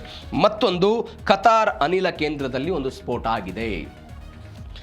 ಇರಾನ್ ಬಾಂಬ್ ದಾಳಿ ಮಾಡಿದ್ದಂತಹ ಕತಾರ್ ಟರ್ಮಿನಲ್ ಒಂದು ಭೀಕರ ಸ್ಫೋಟ ಆಯಿತು. 18 ಜನ ಕಾರ್ಮಿಕರೆಲ್ಲ ನಾಪತ್ತೆಯಾಗಿದ್ದಾರೆ, 54 ಮಂದಿಗೆ ಗಾಯ ಆಗಿದೆ. ರಾಸ್ ಲಫಾನ್ ಕೈಗಾರಿಕಾ ಪ್ರದೇಶದಲ್ಲಿ ಇಂಥದ್ದೊಂದು ಕಾರ್ಯಾಚರಣೆ ಆಗ್ತಾ ಇತ್ತು. ಆ ಕಾರ್ಯಾಚರಣೆಯ ಸಂದರ್ಭದಲ್ಲಿ ಇಂಥದ್ದೊಂದು ಘಟನೆ ಆಯಿತು. ಕತಾರ್ನ ದ್ರವೀಕೃತ ನೈಸರ್ಗಿಕ ಅನಿಲ ಸಂಸ್ಕರಣಾ ಕೇಂದ್ರ ರಾಸ್ ಲಫಾನ್ ಕೈಗಾರಿಕಾ ನಗರದ ಬರ್ಜಾನ್ ಎನ್ನುವಂಥ ಒಂದು ಅನಿಲ ಸ್ಥಾವರ ಅದು.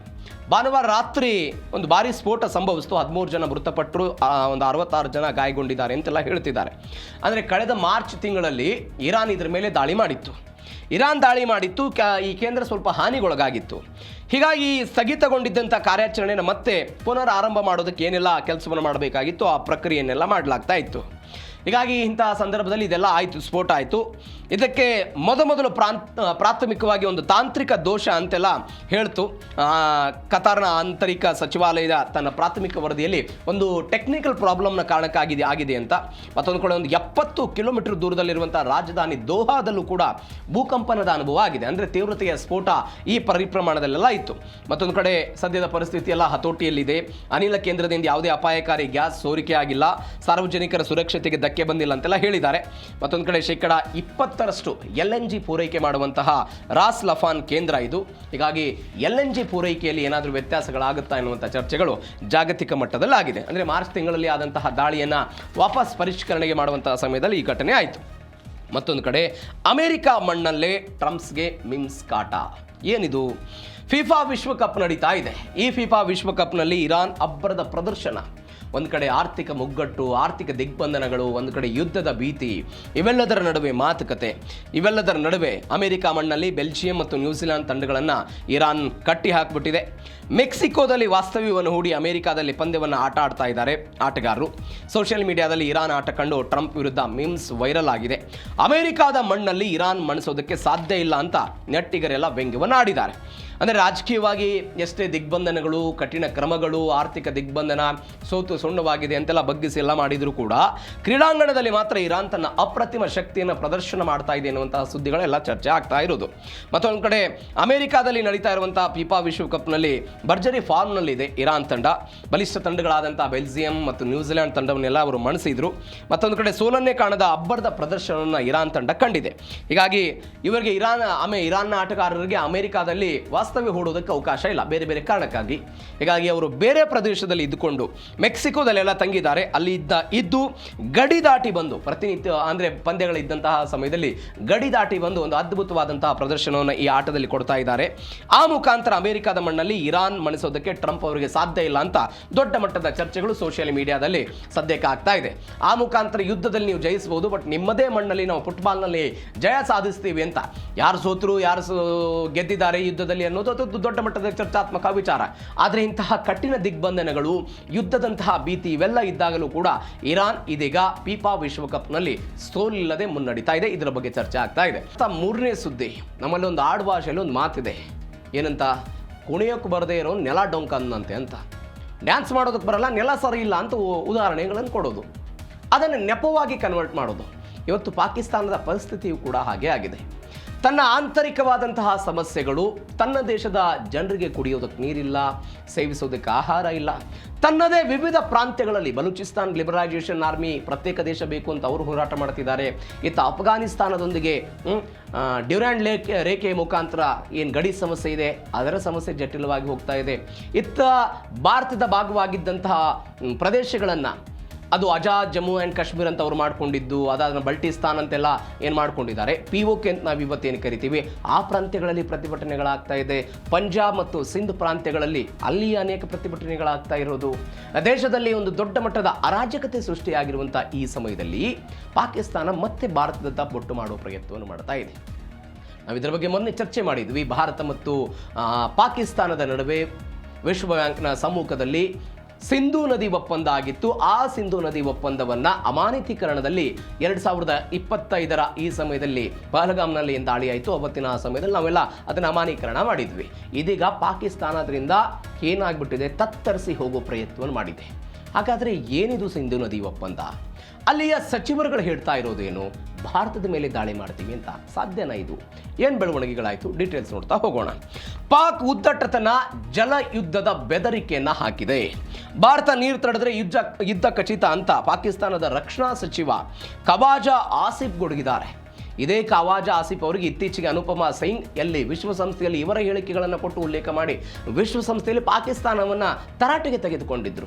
ಭಯೋತ್ಪಾದನೆಗೆ ನಾವು ಸಪೋರ್ಟ್ ಮಾಡ್ತೀವಿ ಅಂತ ಒಪ್ಪಿಕೊಂಡಿದ್ದಂತಹ ಇದೇ ಖವಾಜ್ ಆಸಿಫ ಇವತ್ತು ಹೇಳ್ತಿದ್ದಾರೆ, ನೀರು ತಡೆದ್ರೆ ಯುದ್ಧ ಖಚಿತ, ನೀರು ನಮ್ಮ ರಾಷ್ಟ್ರೀಯ ಭದ್ರತೆ ಭಾಗ, ಇದಕ್ಕೆ ಧಕ್ಕೆ ಆದರೆ ಮಿಲಿಟರಿ ಕ್ರಮ ಕೈಗೊಳ್ತೀವಿ ಅಂತ ಅವರೆಲ್ಲ ಹೇಳಿದರು.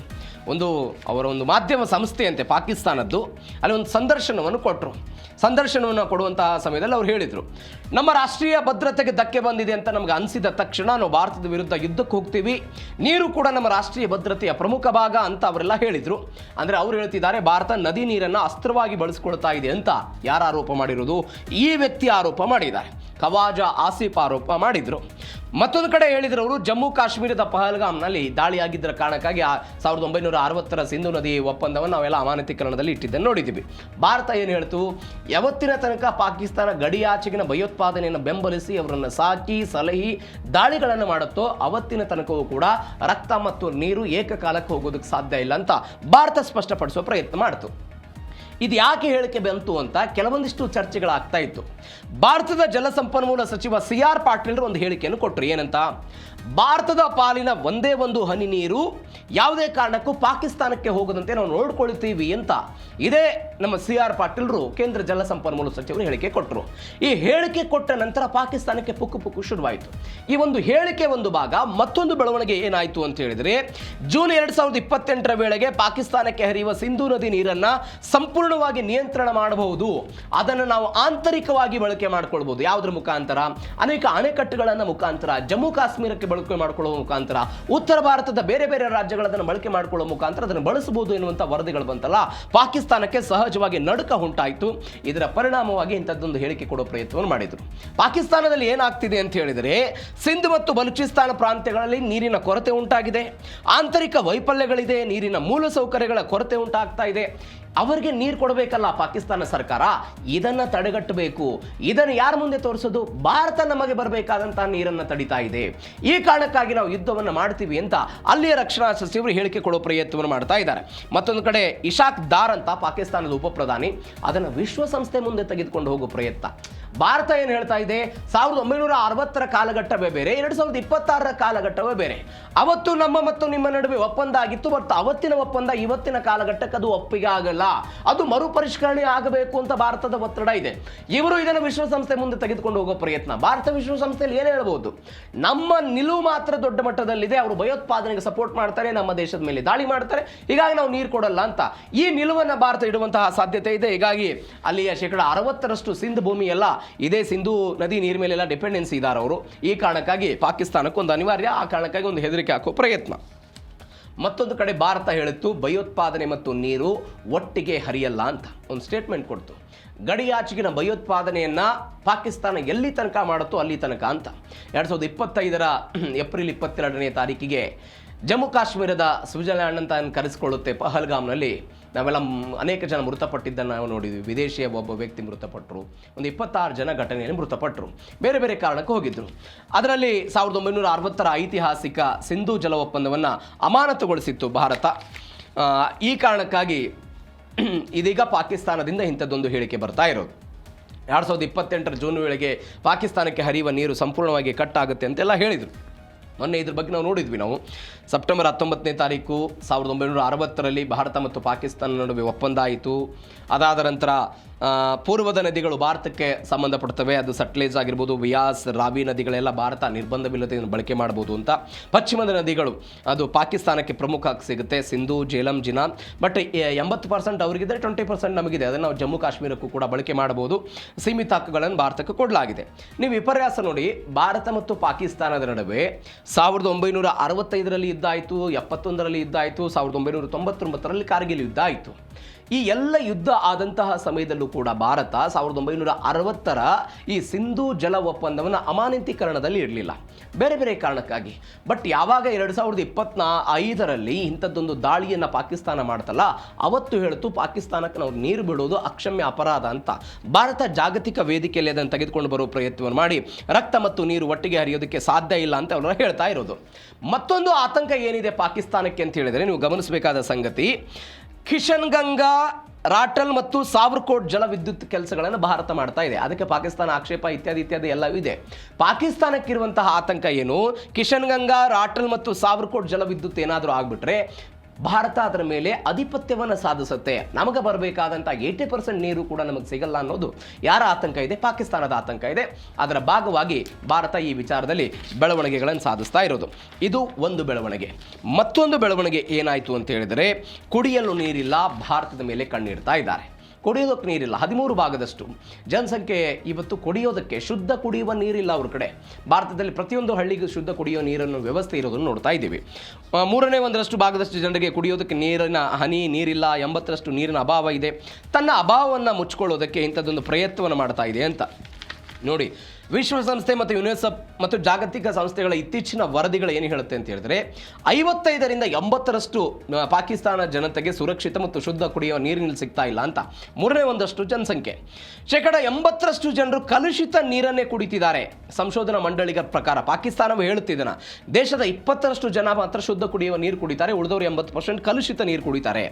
ನಗರ ಮತ್ತು ಗ್ರಾಮೀಣ ಪ್ರದೇಶಗಳಲ್ಲಿ ಒಳಚರಂಡಿ, ತ್ಯಾಜ್ಯ ಮತ್ತು ಕೈಗಾರಿಕಾ ರಾಸಾಯನಿಕಗಳಿಂದ ಆ ಕಲುಷಿತ ಆಗಿರುತ್ತಲ್ಲ, ಆ ನೀರನ್ನು ಕುಡಿತಾ ಇದ್ದಾರೆ. ಯಾವ ಕರಾಚಿ 3.5 ಕೋಟಿ ಜನಸಂಖ್ಯೆಯನ್ನು ಹೊಂದಿರುವಂತಹ ಕರಾಚಿ ಪ್ರಾಂತ್ಯದಲ್ಲಿ ಇವರಿಗೂ ಕೂಡ ನೀರಿಲ್ಲದೆ ಬೀದಿಗಿಳಿಯುವ ಪ್ರಯತ್ನವನ್ನು ಮಾಡ್ತಾ ಇದ್ದಾರೆ. ಅಲ್ಲಿಯ ಸರ್ಕಾರಿ ಪೈಪ್ಲೈನ್ಗಳಲ್ಲಿ ನೀರು ಬರಲ್ಲ. ಹೀಗಾಗಿ ಟ್ಯಾಂಕರ್ ಮಾಫಿಯೂ ಕೂಡ ದೊಡ್ಡ ಮಟ್ಟದಲ್ಲಿ ಅಲ್ಲಿಯ ರಾಜಕಾರಣಿಗಳು ಟ್ಯಾಂಕರ್ ಅನ್ನು ಹೊಂದಿರ್ತಾರೆ. ಹಣವನ್ನು ಕೊಟ್ಟು ಟ್ಯಾಂಕರ್ ಮುಖಾಂತರ ನೀರನ್ನು ತೆಗೆಸಿಕೊಳ್ಬೇಕು ಅಂತ ಪರಿಸ್ಥಿತಿ ಇದೆ. ಮತ್ತೊಂದು ಆಶ್ಚರ್ಯಕರ ಬೆಳವಣಿಗೆ ನೋಡಿ, ನೀವು ಪಾಕಿಸ್ತಾನದಲ್ಲಿ ಬೇದಿ ಮತ್ತು ಕಾಲ್ರಾದಿಂತ ರೋಗದಿಂದ ಈ ಕಲುಷಿತ ನೀರನ್ನು ಕುಡಿದು ಬೇದಿಯಾಗಿ ಕಾಲ್ರಾ ರೋಗದಿಂದ ಬಂದು 53,000 ಜನ ವಾರ್ಷಿಕವಾಗಿ ಪಾಕಿಸ್ತಾನದಲ್ಲಿ ಮೃತಪಡ್ತಿದ್ದಾರೆ. ಇದು ಆತಂಕಕಾರಿ ವಿಚಾರ. ಮತ್ತೊಂದು ಕಡೆ ಅಂತಾರಾಷ್ಟ್ರೀಯ ವರದಿಗಳ ಪ್ರಕಾರ ಅಂತರ್ಜಲದ ಮಟ್ಟ ಕುಸಿತ ಆಗಿದೆ. 1947ರಲ್ಲಿ ಭಾರತದಿಂದ ಪಾಕಿಸ್ತಾನ ಪ್ರತ್ಯೇಕ ಆಯ್ತಲ್ಲ, ಅವತ್ತಿನ ಸಮಯದಲ್ಲಿ ಪಾಕಿಸ್ತಾನದಲ್ಲಿ 5,000 ಕ್ಯೂಬಿಕ್ ಮೀಟರ್ಗಿಂತ ಹೆಚ್ಚು ನೀರು ಲಭ್ಯ ಇತ್ತು. ಇವತ್ತು ಅಲ್ಲಿಯ ಪರಿಸ್ಥಿತಿ 1,000 ಕ್ಯೂಬಿಕ್ ಮೀಟರ್ಗಿಂತಲೂ ಕೂಡ ಕೆಳಗೆ ಹೋಗ್ಬಿಟ್ಟಿದೆ. ಹೀಗಾಗಿ ಜಾಗತಿಕವಾಗಿ ನೀರಿನ ಕೊರತೆ ಇರುವ ದೇಶಗಳ ಪಟ್ಟಿಯಲ್ಲಿ ಪಾಕಿಸ್ತಾನವು ಕೂಡ ಇದೀಗ ಸ್ಥಾನವನ್ನು ಪಡೆದಿದೆ. ಮತ್ತೊಂದು ಕಡೆ ಒಂದು ತರ್ಬೇಲಾ ಮತ್ತು ಮಂಗ್ಲಾ ಎನ್ನುವಂಥ ಜಲಾಶಯಗಳಿದೆ. ತರ್ಬೇಲಾ ಮತ್ತು ಮಂಗ್ಲಾ ಎನ್ನುವಂಥ ಜಲಾಶಯಗಳಲ್ಲಿ ಅನೇಕ ವರ್ಷಗಳಿಂದ ಹೂಳು ತೆಗೆಸುವಂತಹ ಕೆಲಸ ಆಗಿಲ್ಲ.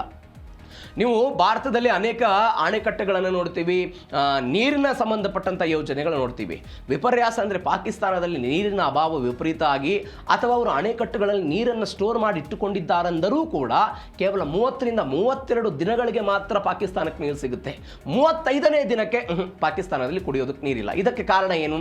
ಅಲ್ಲಿ ಇವತ್ತಿನ ತನಕವೂ ಕೂಡ ಕಾಲುವೆ ಪರಿಸ್ಥಿತಿಗಳಿದೆಯಲ್ಲ, ನಾವು ನೀರು ಬಿಡ್ತೀವಲ್ಲ ಹೊಲಗಳಿಗೆ, ಕಾಲುವೆ ಪರಿಸ್ಥಿತಿ ಅಲ್ಲಿ ಕಾಂಕ್ರೀಟ್ ಮಾಡೋದಕ್ಕೂ ಕೂಡ ಸಾಧ್ಯವಾಗಿಲ್ಲ. ಅತ್ಯಂತ ಹಳೆಯದಾದಂತಹ ಪರಿಸ್ಥಿತಿಯನ್ನು ಅವರು ಮಾಡ್ತಿದ್ದಾರೆ. ಈ ಕಾರಣಕ್ಕಾಗಿ ನೀರಿನ ಕೊರತೆಯನ್ನು ಪಾಕಿಸ್ತಾನ ಎದುರಿಸ್ತಾ ಇದೆ ಅಂತ ಸುದ್ದಿಗಳು ಬರ್ತಾ ಇದೆ. ಮತ್ತೊಂದು ಬೆಳವಣಿಗೆ ಏನು ಅಂತ ಹೇಳಿದರೆ, POK ಜನರ ಆಕ್ರೋಶ, ಪಾಕ್ ಸೇನೆಯ ದಬ್ಬಾಳಿಕೆ. ನಾವು ಮೊನ್ನೆಯೂ ಕೂಡ ಇದ್ರ ಬಗ್ಗೆ ಸುದೀರ್ಘವಾಗಿ ಚರ್ಚೆ ಮಾಡಿದ್ವಿ. ಜಾಕ್ ಎನ್ನುವಂತಹ ಒಂದು ಪೊಲಿಟಿಕಲ್ ಪಾರ್ಟಿಯ ನೇತೃತ್ವದಲ್ಲಿ ಅಲ್ಲಿ ಪ್ರತಿಭಟನೆ ಆಗ್ತಾ ಇದೆ. ಗೋಧಿ ಹಿಟ್ಟಿನ ಸಬ್ಸಿಡಿ ಕಟ್ ಮಾಡಿದ್ದಕ್ಕಾಗಿ ಪ್ರತಿಭಟನೆ ಮಾಡ್ತಾ ಇದ್ದಾರೆ. ಅದಾದ ನಂತರ ಒಂದು 39 ಜನರ ಮೇಲೆ ದಾಳಿಯಾಗಿದೆ. 60-70 ಸಾವಿರ ಜನ ಇದ್ದವರ ಮೇಲೆ ದಾಳಿ ಆಯಿತು. ಎಲ್ಲವನ್ನು ಕೂಡ ನೋಡಿದ್ವಿ. 19 ದಿನಗಳಿಂದ ಇದೆಲ್ಲ ಹೋರಾಟ ನಡೀತಿದೆ. POK ಭಾಗದಲ್ಲಿ ಸಂಪೂರ್ಣ ಆಹಾರ, ರಸ್ತೆ ಸಂಪರ್ಕ ಬಂದ್ ಮಾಡಿದೆ ಸರ್ಕಾರ. ಅದನ್ನು ಹತೋಟಿಗೆ ತೆಗೆದುಕೊಳ್ಳುವ ಪ್ರಯತ್ನ. 1435ಕ್ಕೂ ಹೆಚ್ಚು ಪ್ರತಿಭಟನಾಕಾರರು ಬಂಧನ ಆಗಿದೆ. ಹಲವರೆಲ್ಲ ನಾಪತ್ತೆ ಆಗ್ತಾರೆ. ನೀವು POK ಪ್ರಾಂತ್ಯದಲ್ಲಿ ಯುವಕರೆಲ್ಲ ನಾಪತ್ತೆ ಆಗೋದು ಒಂದು ರೀತಿ ರೀತಿಯಾಗಿ ಮಾಮೂಲಿನ ಥರ ಆಗಿದೆ. ಯಾಕಂದರೆ ಅಲ್ಲಿಯ ಅಧಿಕೃತ ಸೇನೆ ಆಗಿರ್ಬೋದು, ಭಯೋತ್ಪಾದನಾ ಸಂಘಟನೆಗಳು ಯುವಕರನ್ನು ತೆಗೆದುಕೊಂಡು ಹೋಗೋದು, ಬ್ರೈನ್ ವಾಶ್ ಮಾಡೋದು, ಅವರನ್ನು ಬೇರೆ ಬೇರೆ ಕಾರಣಕ್ಕಾಗಿ ಬಳಸಿಕೊಳ್ಳುವಂತಹ ಪ್ರಯತ್ನ ಇಂತಹ ಸಮಯದಲ್ಲೂ ಕೂಡ ಅದನ್ನು ಅವರು ಮಾಡ್ತಿದ್ದಾರೆ ಅಂತ. ಆಹಾರ ಮತ್ತು ಅಗತ್ಯ ವಸ್ತುಗಳ ಕೊರತೆಯಿಂದ ಅಲ್ಲಿಯ ಜನರ ಪರಿಸ್ಥಿತಿ ಎಲ್ಲ ನರಕ ಆಗಿಬಿಟ್ಟಿದೆ.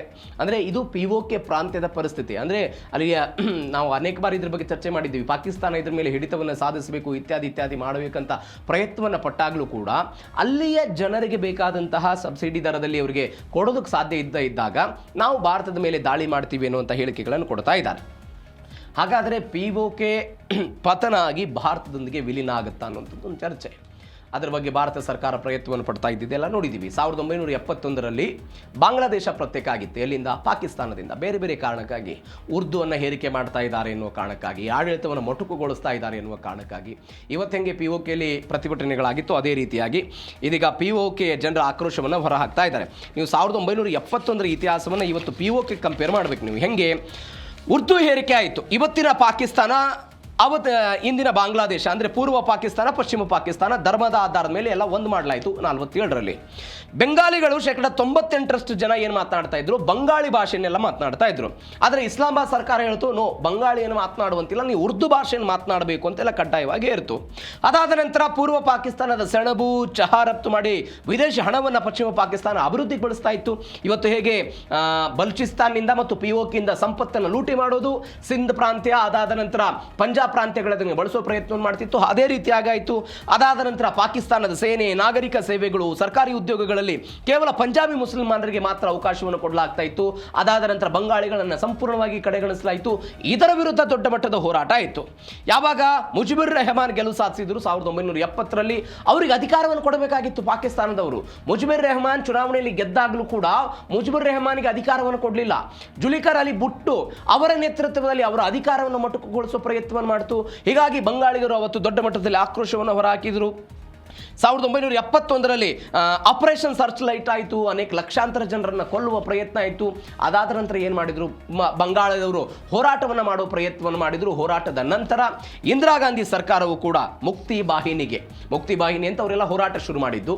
ಬಾಂಗ್ಲಾದೇಶದವರು ನಮಗೆ ಪ್ರತ್ಯೇಕವಾದಂತಹ ದೇಶ ಬೇಕು ಅಂತ ಆ ಮುಕ್ತಿ ಬಾಹಿನಿಗೆ ಭಾರತ ಸರ್ಕಾರವು ಕೂಡ ಸಪೋರ್ಟ್ ಮಾಡಿತು. ಕೇವಲ 13 ದಿನಗಳಲ್ಲಿ ಇಡೀ ಪಾಕಿಸ್ತಾನ ಸೈನ್ಯ ಭಾರತದ ಸೈನ್ಯ ಎದುರುಗಡೆ ಮೊಣಕಾಲು ಹೊರತು ಅದಾದ ನಂತರ ಬಾಂಗ್ಲಾದೇಶ ರಚನೆ ಆಗಿತ್ತು ನೋಡಿದ್ದೀವಿ. ಒನ್ಸ್ ಅಗೇನ್ ಇವತ್ತು 94ರ ನಂತರವೂ ಕೂಡ POKನ ನಮಗೆ ತೆಗೆದುಕೊಳ್ಳಬೇಕು ಅಂತ ಪ್ರಯತ್ನಗಳು ಭಾರತ ಸರ್ಕಾರದಿಂದ ಆಗ್ತಾ ಇದೆ. ಅದು ಆಗಬಹುದು ಅನ್ನುವಂಥ ಲೆಕ್ಕಾಚಾರ ಇದೆ. ಏನಾಗುತ್ತೆ ಕಾದ್ ನೋಡೋಣ. ಜಗತ್ತಲ್ಲಿ ಒಂದು ಅಲಿಖಿತ ನಿಯಮನೋ ಅಥವಾ ಲಿಖಿತ ನಿಯಮ, ಸಹಜವಾಗಿ ಅದು ಯಾರ ಬಳಿ ಶಕ್ತಿ ಇರುತ್ತೆ ಅವರಿಗೆ ದೊಡ್ಡ ಮಟ್ಟದ ಬೆಲೆ ಅಂತ. ಭಾರತದ ಪರಿಸ್ಥಿತಿ 1962ರ ಚೀನಾ ಯುದ್ಧ ಅಥವಾ ಅದಕ್ಕಿಂತ ಮೊದಲು, ಅದಾದ ನಂತರ ಬೆಳವಣಿಗೆಗಳು ನೀವು ಗಮನಿಸ್ತಾ ಬನ್ನಿ. ಭಾರತದಲ್ಲಿ ಶಸ್ತ್ರಾಸ್ತ್ರಗಳ ಕೊರತೆ ಇತ್ತು ದೊಡ್ಡ ಮಟ್ಟದಲ್ಲಿ. ನಮಗೆ ಬೇರೆ ಬೇರೆ ಕಾರಣಗಳು ಸಹಜವಾಗಿತ್ತು. ರಕ್ಷಣಾ ವಿಚಾರದಲ್ಲಿ ಸ್ವಲ್ಪ ನಾವು ಹಿನ್ನಡೆಯನ್ನು ಸಾಧಿಸಿದ್ವಿ. ರಫ್ತಿನ ಮೇಲೆ ದೊಡ್ಡ ಮಟ್ಟ ಅಂದರೆ ಆಮದಿನ ಮೇಲೆ ದೊಡ್ಡ ಮಟ್ಟದಲ್ಲಿ ನಮ್ಮದು ಡಿಪೆಂಡೆನ್ಸಿ ಇತ್ತು. ರಷ್ಯಾನ್ ನಂಬ್ತಿದ್ವಿ, ಫ್ರಾನ್ಸ್, ಬೇರೆ ಬೇರೆ ದೇಶಗಳಿಂದ ಅವುಗಳನ್ನು ತೆಗೆದುಕೊಂಡು ಬರೋ ಪ್ರಯತ್ನವನ್ನು ಮಾಡ್ತಾ ಇದ್ವಿ. ಇವತ್ತು ಭಾರತ ಸ್ವಾವಲಂಬನೆಯನ್ನು ಸಾಧಿಸುವ ಪ್ರಯತ್ನವನ್ನು ಮಾಡ್ತಾ ಇದೆ. ಇವತ್ತು ಒಂದು ವರದಿ ಬಂದಿದೆ.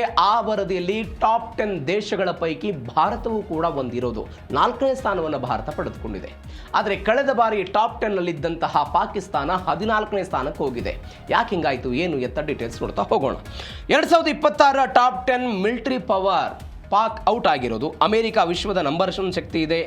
ರಷ್ಯಾ ಇದೆ, ಇದರಲ್ಲಿ ಚೀನಾ ಇದೆ, ಭಾರತ, ದಕ್ಷಿಣ Korea, France, Japan, United Kingdom, Turkey ಮತ್ತು ಇಟಲಿ ಇದೆ. ನೋಡಿ, ಯುನೈಟೆಡ್ ಸ್ಟೇಟ್ಸ್ ಅಂದರೆ ಗ್ಲೋಬಲ್ ಫೈರ್ ಪವರ್ ಇಂಡೆಕ್ಸ್ ಅಂತ ಇವತ್ತೊಂದು ವರದಿ ಇದು. ಅಂದರೆ ಅಮೆರಿಕ ವಿಶ್ವದ ಅತಿ ದೊಡ್ಡ ರಕ್ಷಣಾ ಬಜೆಟ್ ಹೊಂದಿದೆ. ರಷ್ಯಾ ಬೃಹತ್ ಪ್ರಮಾಣದ ಶಸ್ತ್ರಾಸ್ತ್ರಗಳು, ಅತ್ಯಾಧುನಿಕ ಕ್ಷಿಪಣಿ ತಂತ್ರಜ್ಞಾನ ಇದೆ, 2ನೇ ಸ್ಥಾನ. ಚೀನಾ ವಿಶ್ವದ ಅತಿ ದೊಡ್ಡ ಸಕ್ರಿಯ ಸೈನ್ಯ ಇದೆ, 20 ಲಕ್ಷ ಜನ ಸೈನಿಕರಿದ್ದಾರೆ.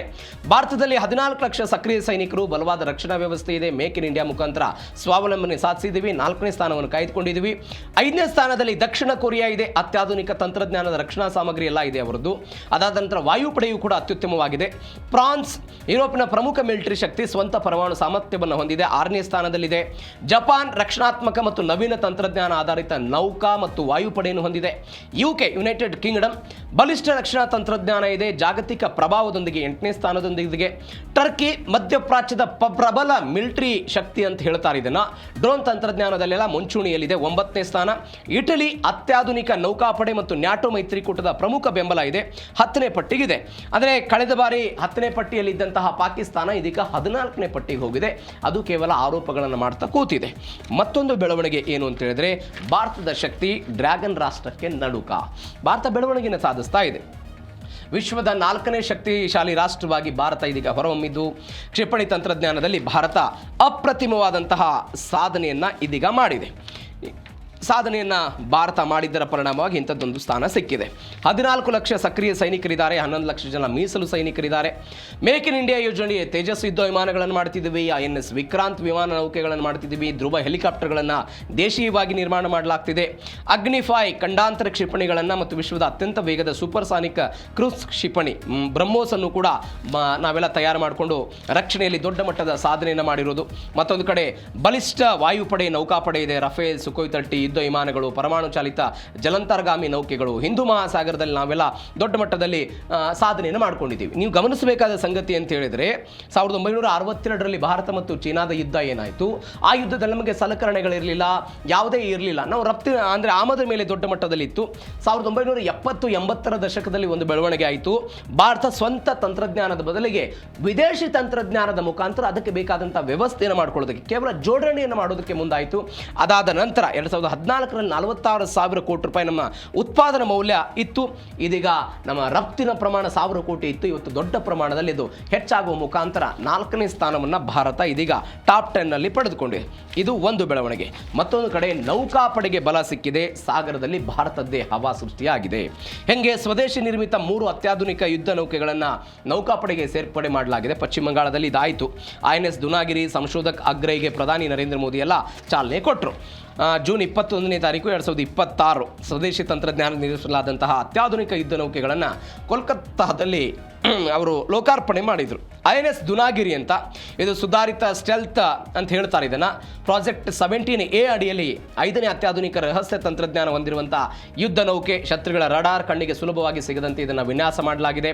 ಇದು ಜಗತ್ತಿನ ಅತ್ಯಂತ ಸೂಪರ್ಸಾನಿಕ್ ಕ್ರೂಸ್ ಕ್ಷಿಪಣಿಯಾದಂಥ ಬ್ರಹ್ಮೋಸ್ ಮತ್ತು ವಾಯು ರಕ್ಷಣಾ ಕ್ಷಿಪಣಿಯನ್ನು ಹೊಂದಿದೆ ಅಂತ ಹೇಳಲಾಗುತ್ತೆ. ಎರಡನೇದು INS ಸಂಶೋಧಕ್, ಸಮುದ್ರದ ಆಳದ ನಕ್ಷೆ ತಯಾರಿಕೆ ಮತ್ತು ಜಲ ಸಮೀಕ್ಷೆಗಾಗಿ ಇದನ್ನೆಲ್ಲ ಬಳಕೆ ಮಾಡಲಾಗುತ್ತೆ. ಸ್ವಯಂ ಚಾಲಿತ ನೀರೊಳಗಿನ ವಾಹನಗಳು, ರಿಮೋಟ್ ಚಾಲಿತ ವಾಹನಗಳನ್ನು ಹೊಂದಿದೆ. ಇದು ಸಮುದ್ರದ ಆಳದ ರಹಸ್ಯಗಳನ್ನು ಪತ್ತೆ ಹಚ್ಚೋದಕ್ಕೆಲ್ಲ ಮಾಡಲಾಗುತ್ತೆ. ಮತ್ತೊಂದು ಕಡೆ INS ಅಗ್ರೈ, ಇದು ಅರ್ನಲಾ ಕ್ಲಾಸ್ನ ಆಂಟಿ ಸಬ್ಮರಿನ್ ಅಂತ ಇದನ್ನು ಹೇಳಲಾಗುತ್ತೆ. ಆಳವಿಲ್ಲದ ಕರಾವಳಿ ಪ್ರದೇಶಗಳಲ್ಲಿ ಕೆಲಸ ಮಾಡೋದಕ್ಕೆ, ಈ ಶತ್ರುಗಳ ಈ ಜಲಾಂತರ್ಗಾಮಿಗಳು ಆಳವಾದ ಪ್ರದೇಶದಲ್ಲಿ ಅಡಗಿ ಕೂತಿರ್ತವಲ್ಲ, ಅವೆಲ್ಲವನ್ನು ಕೂಡ ಪತ್ತೆ ಹಚ್ಚಿ ಅದರ ವಿರುದ್ಧ ಹೋರಾಟ ಮಾಡೋದಕ್ಕೆ ಇದನ್ನು ಬಳಕೆ ಮಾಡಲಾಗುತ್ತೆ. ಮತ್ತೊಂದು ಬೆಳವಣಿಗೆ ಏನು ಅಂತ ಹೇಳಿದರೆ, ರಕ್ಷಣಾ ಕ್ಷೇತ್ರದಲ್ಲಿ ಆತ್ಮನಿರ್ಭರದ ಮ್ಯಾಜಿಕ್ಕು ಹೆಂಗಿತ್ತು. ಆಮದು ಮಾಡಿಕೊಳ್ತಾ ಇದ್ದಂತಹ ದೇಶ ಇವತ್ತು ಶಸ್ತ್ರಾಸ್ತ್ರ ರಫ್ತಿನಲ್ಲಿ ಮುಂಚೂಣಿಯನ್ನು ಸಾಧಿಸಿದೆ. ನಾನು ಅವಾಗಲೇ ಹೇಳಿದೆ, ವಿದೇಶಗಳ ಮೇಲೆ ಅವಲಂಬನೆಯನ್ನು ನಾವು ಸಂಪೂರ್ಣವಾಗಿ ತಪ್ಪಿಸ್ತಾ ಇದ್ದೀವಿ. ಸ್ವದೇಶಿ ನಿರ್ಮಿತ ರಕ್ಷಣಾ ಸಾಮಗ್ರಿಗಳನ್ನು ಸಾವಿರಾರು ಎಲ್ಲ ಬೇಡಿಕೆ ಇದೆ ದೊಡ್ಡ ಮಟ್ಟದಲ್ಲಿ ಭಾರತಕ್ಕೆ. 1.5 ಲಕ್ಷ ಕೋಟಿ ರೂಪಾಯಿ ಉತ್ಪಾದನೆ ಎಲ್ಲ ನಮ್ಮದು ಹೆಚ್ಚಳ ಆಗಿದೆ. ಇತಿಹಾಸದಲ್ಲಿ ಮೊದಲ ಬಾರಿಗೆ 1.57 ಲಕ್ಷ ಕೋಟಿ ರೂಪಾಯಿಗೂ ಕೂಡ ಅಧಿಕ ದಾಟಿದೆ.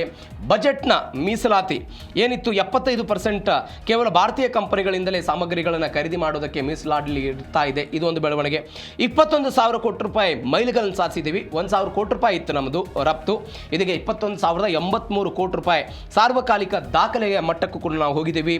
ಬ್ರಹ್ಮೋಸ್ ಕ್ಷಿಪಣಿ, ತೇಜಸ್ ಯುದ್ಧ ವಿಮಾನ, ಆಕಾಶ್ ಕ್ಷಿಪಣಿ ವ್ಯವಸ್ಥೆ, ಸುಧಾರಿತ ಹಗರು ಹೆಲಿಕಾಪ್ಟರ್ಗಳು ALH ಅಂತ ನಾವೇನು ಕರಿತೀವಿ, ಅದನ್ನು ಫಿಲಿಪೈನ್ಸ್, ಆರ್ಮೇನಿಯಾ, ಅದಾದ ನಂತರ ಆಫ್ರಿಕನ್ ದೇಶಗಳು ಖರೀದಿ ಮಾಡೋದಕ್ಕೆ ದೊಡ್ಡ ಮಟ್ಟದಲ್ಲಿ ಮುಗಿಬೀಳ್ತಾ ಇದೆ. ಮತ್ತೊಂದು ಕಡೆ 5,000ಕ್ಕೂ ಅಧಿಕ ಪರಿಕರಗಳನ್ನು ನಿಷೇಧ ಮಾಡಿದೆ.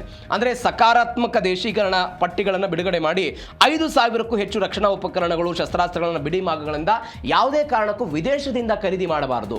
5,000ಕ್ಕೂ ಅಧಿಕ ಉಪಕರಣಗಳು ವಿದೇಶದಿಂದ ಯಾವುದೇ ಕಾರಣಕ್ಕೂ ನಾವು ಖರೀದಿ ಮಾಡಬಾರದು, ಅದನ್ನು ಭಾರತದಲ್ಲಿ ತಯಾರು ಮಾಡಬೇಕು ಅಂತ ನಾವೆಲ್ಲ ಪ್ರಯತ್ನವನ್ನು ಪಡ್ತಿರೋದು.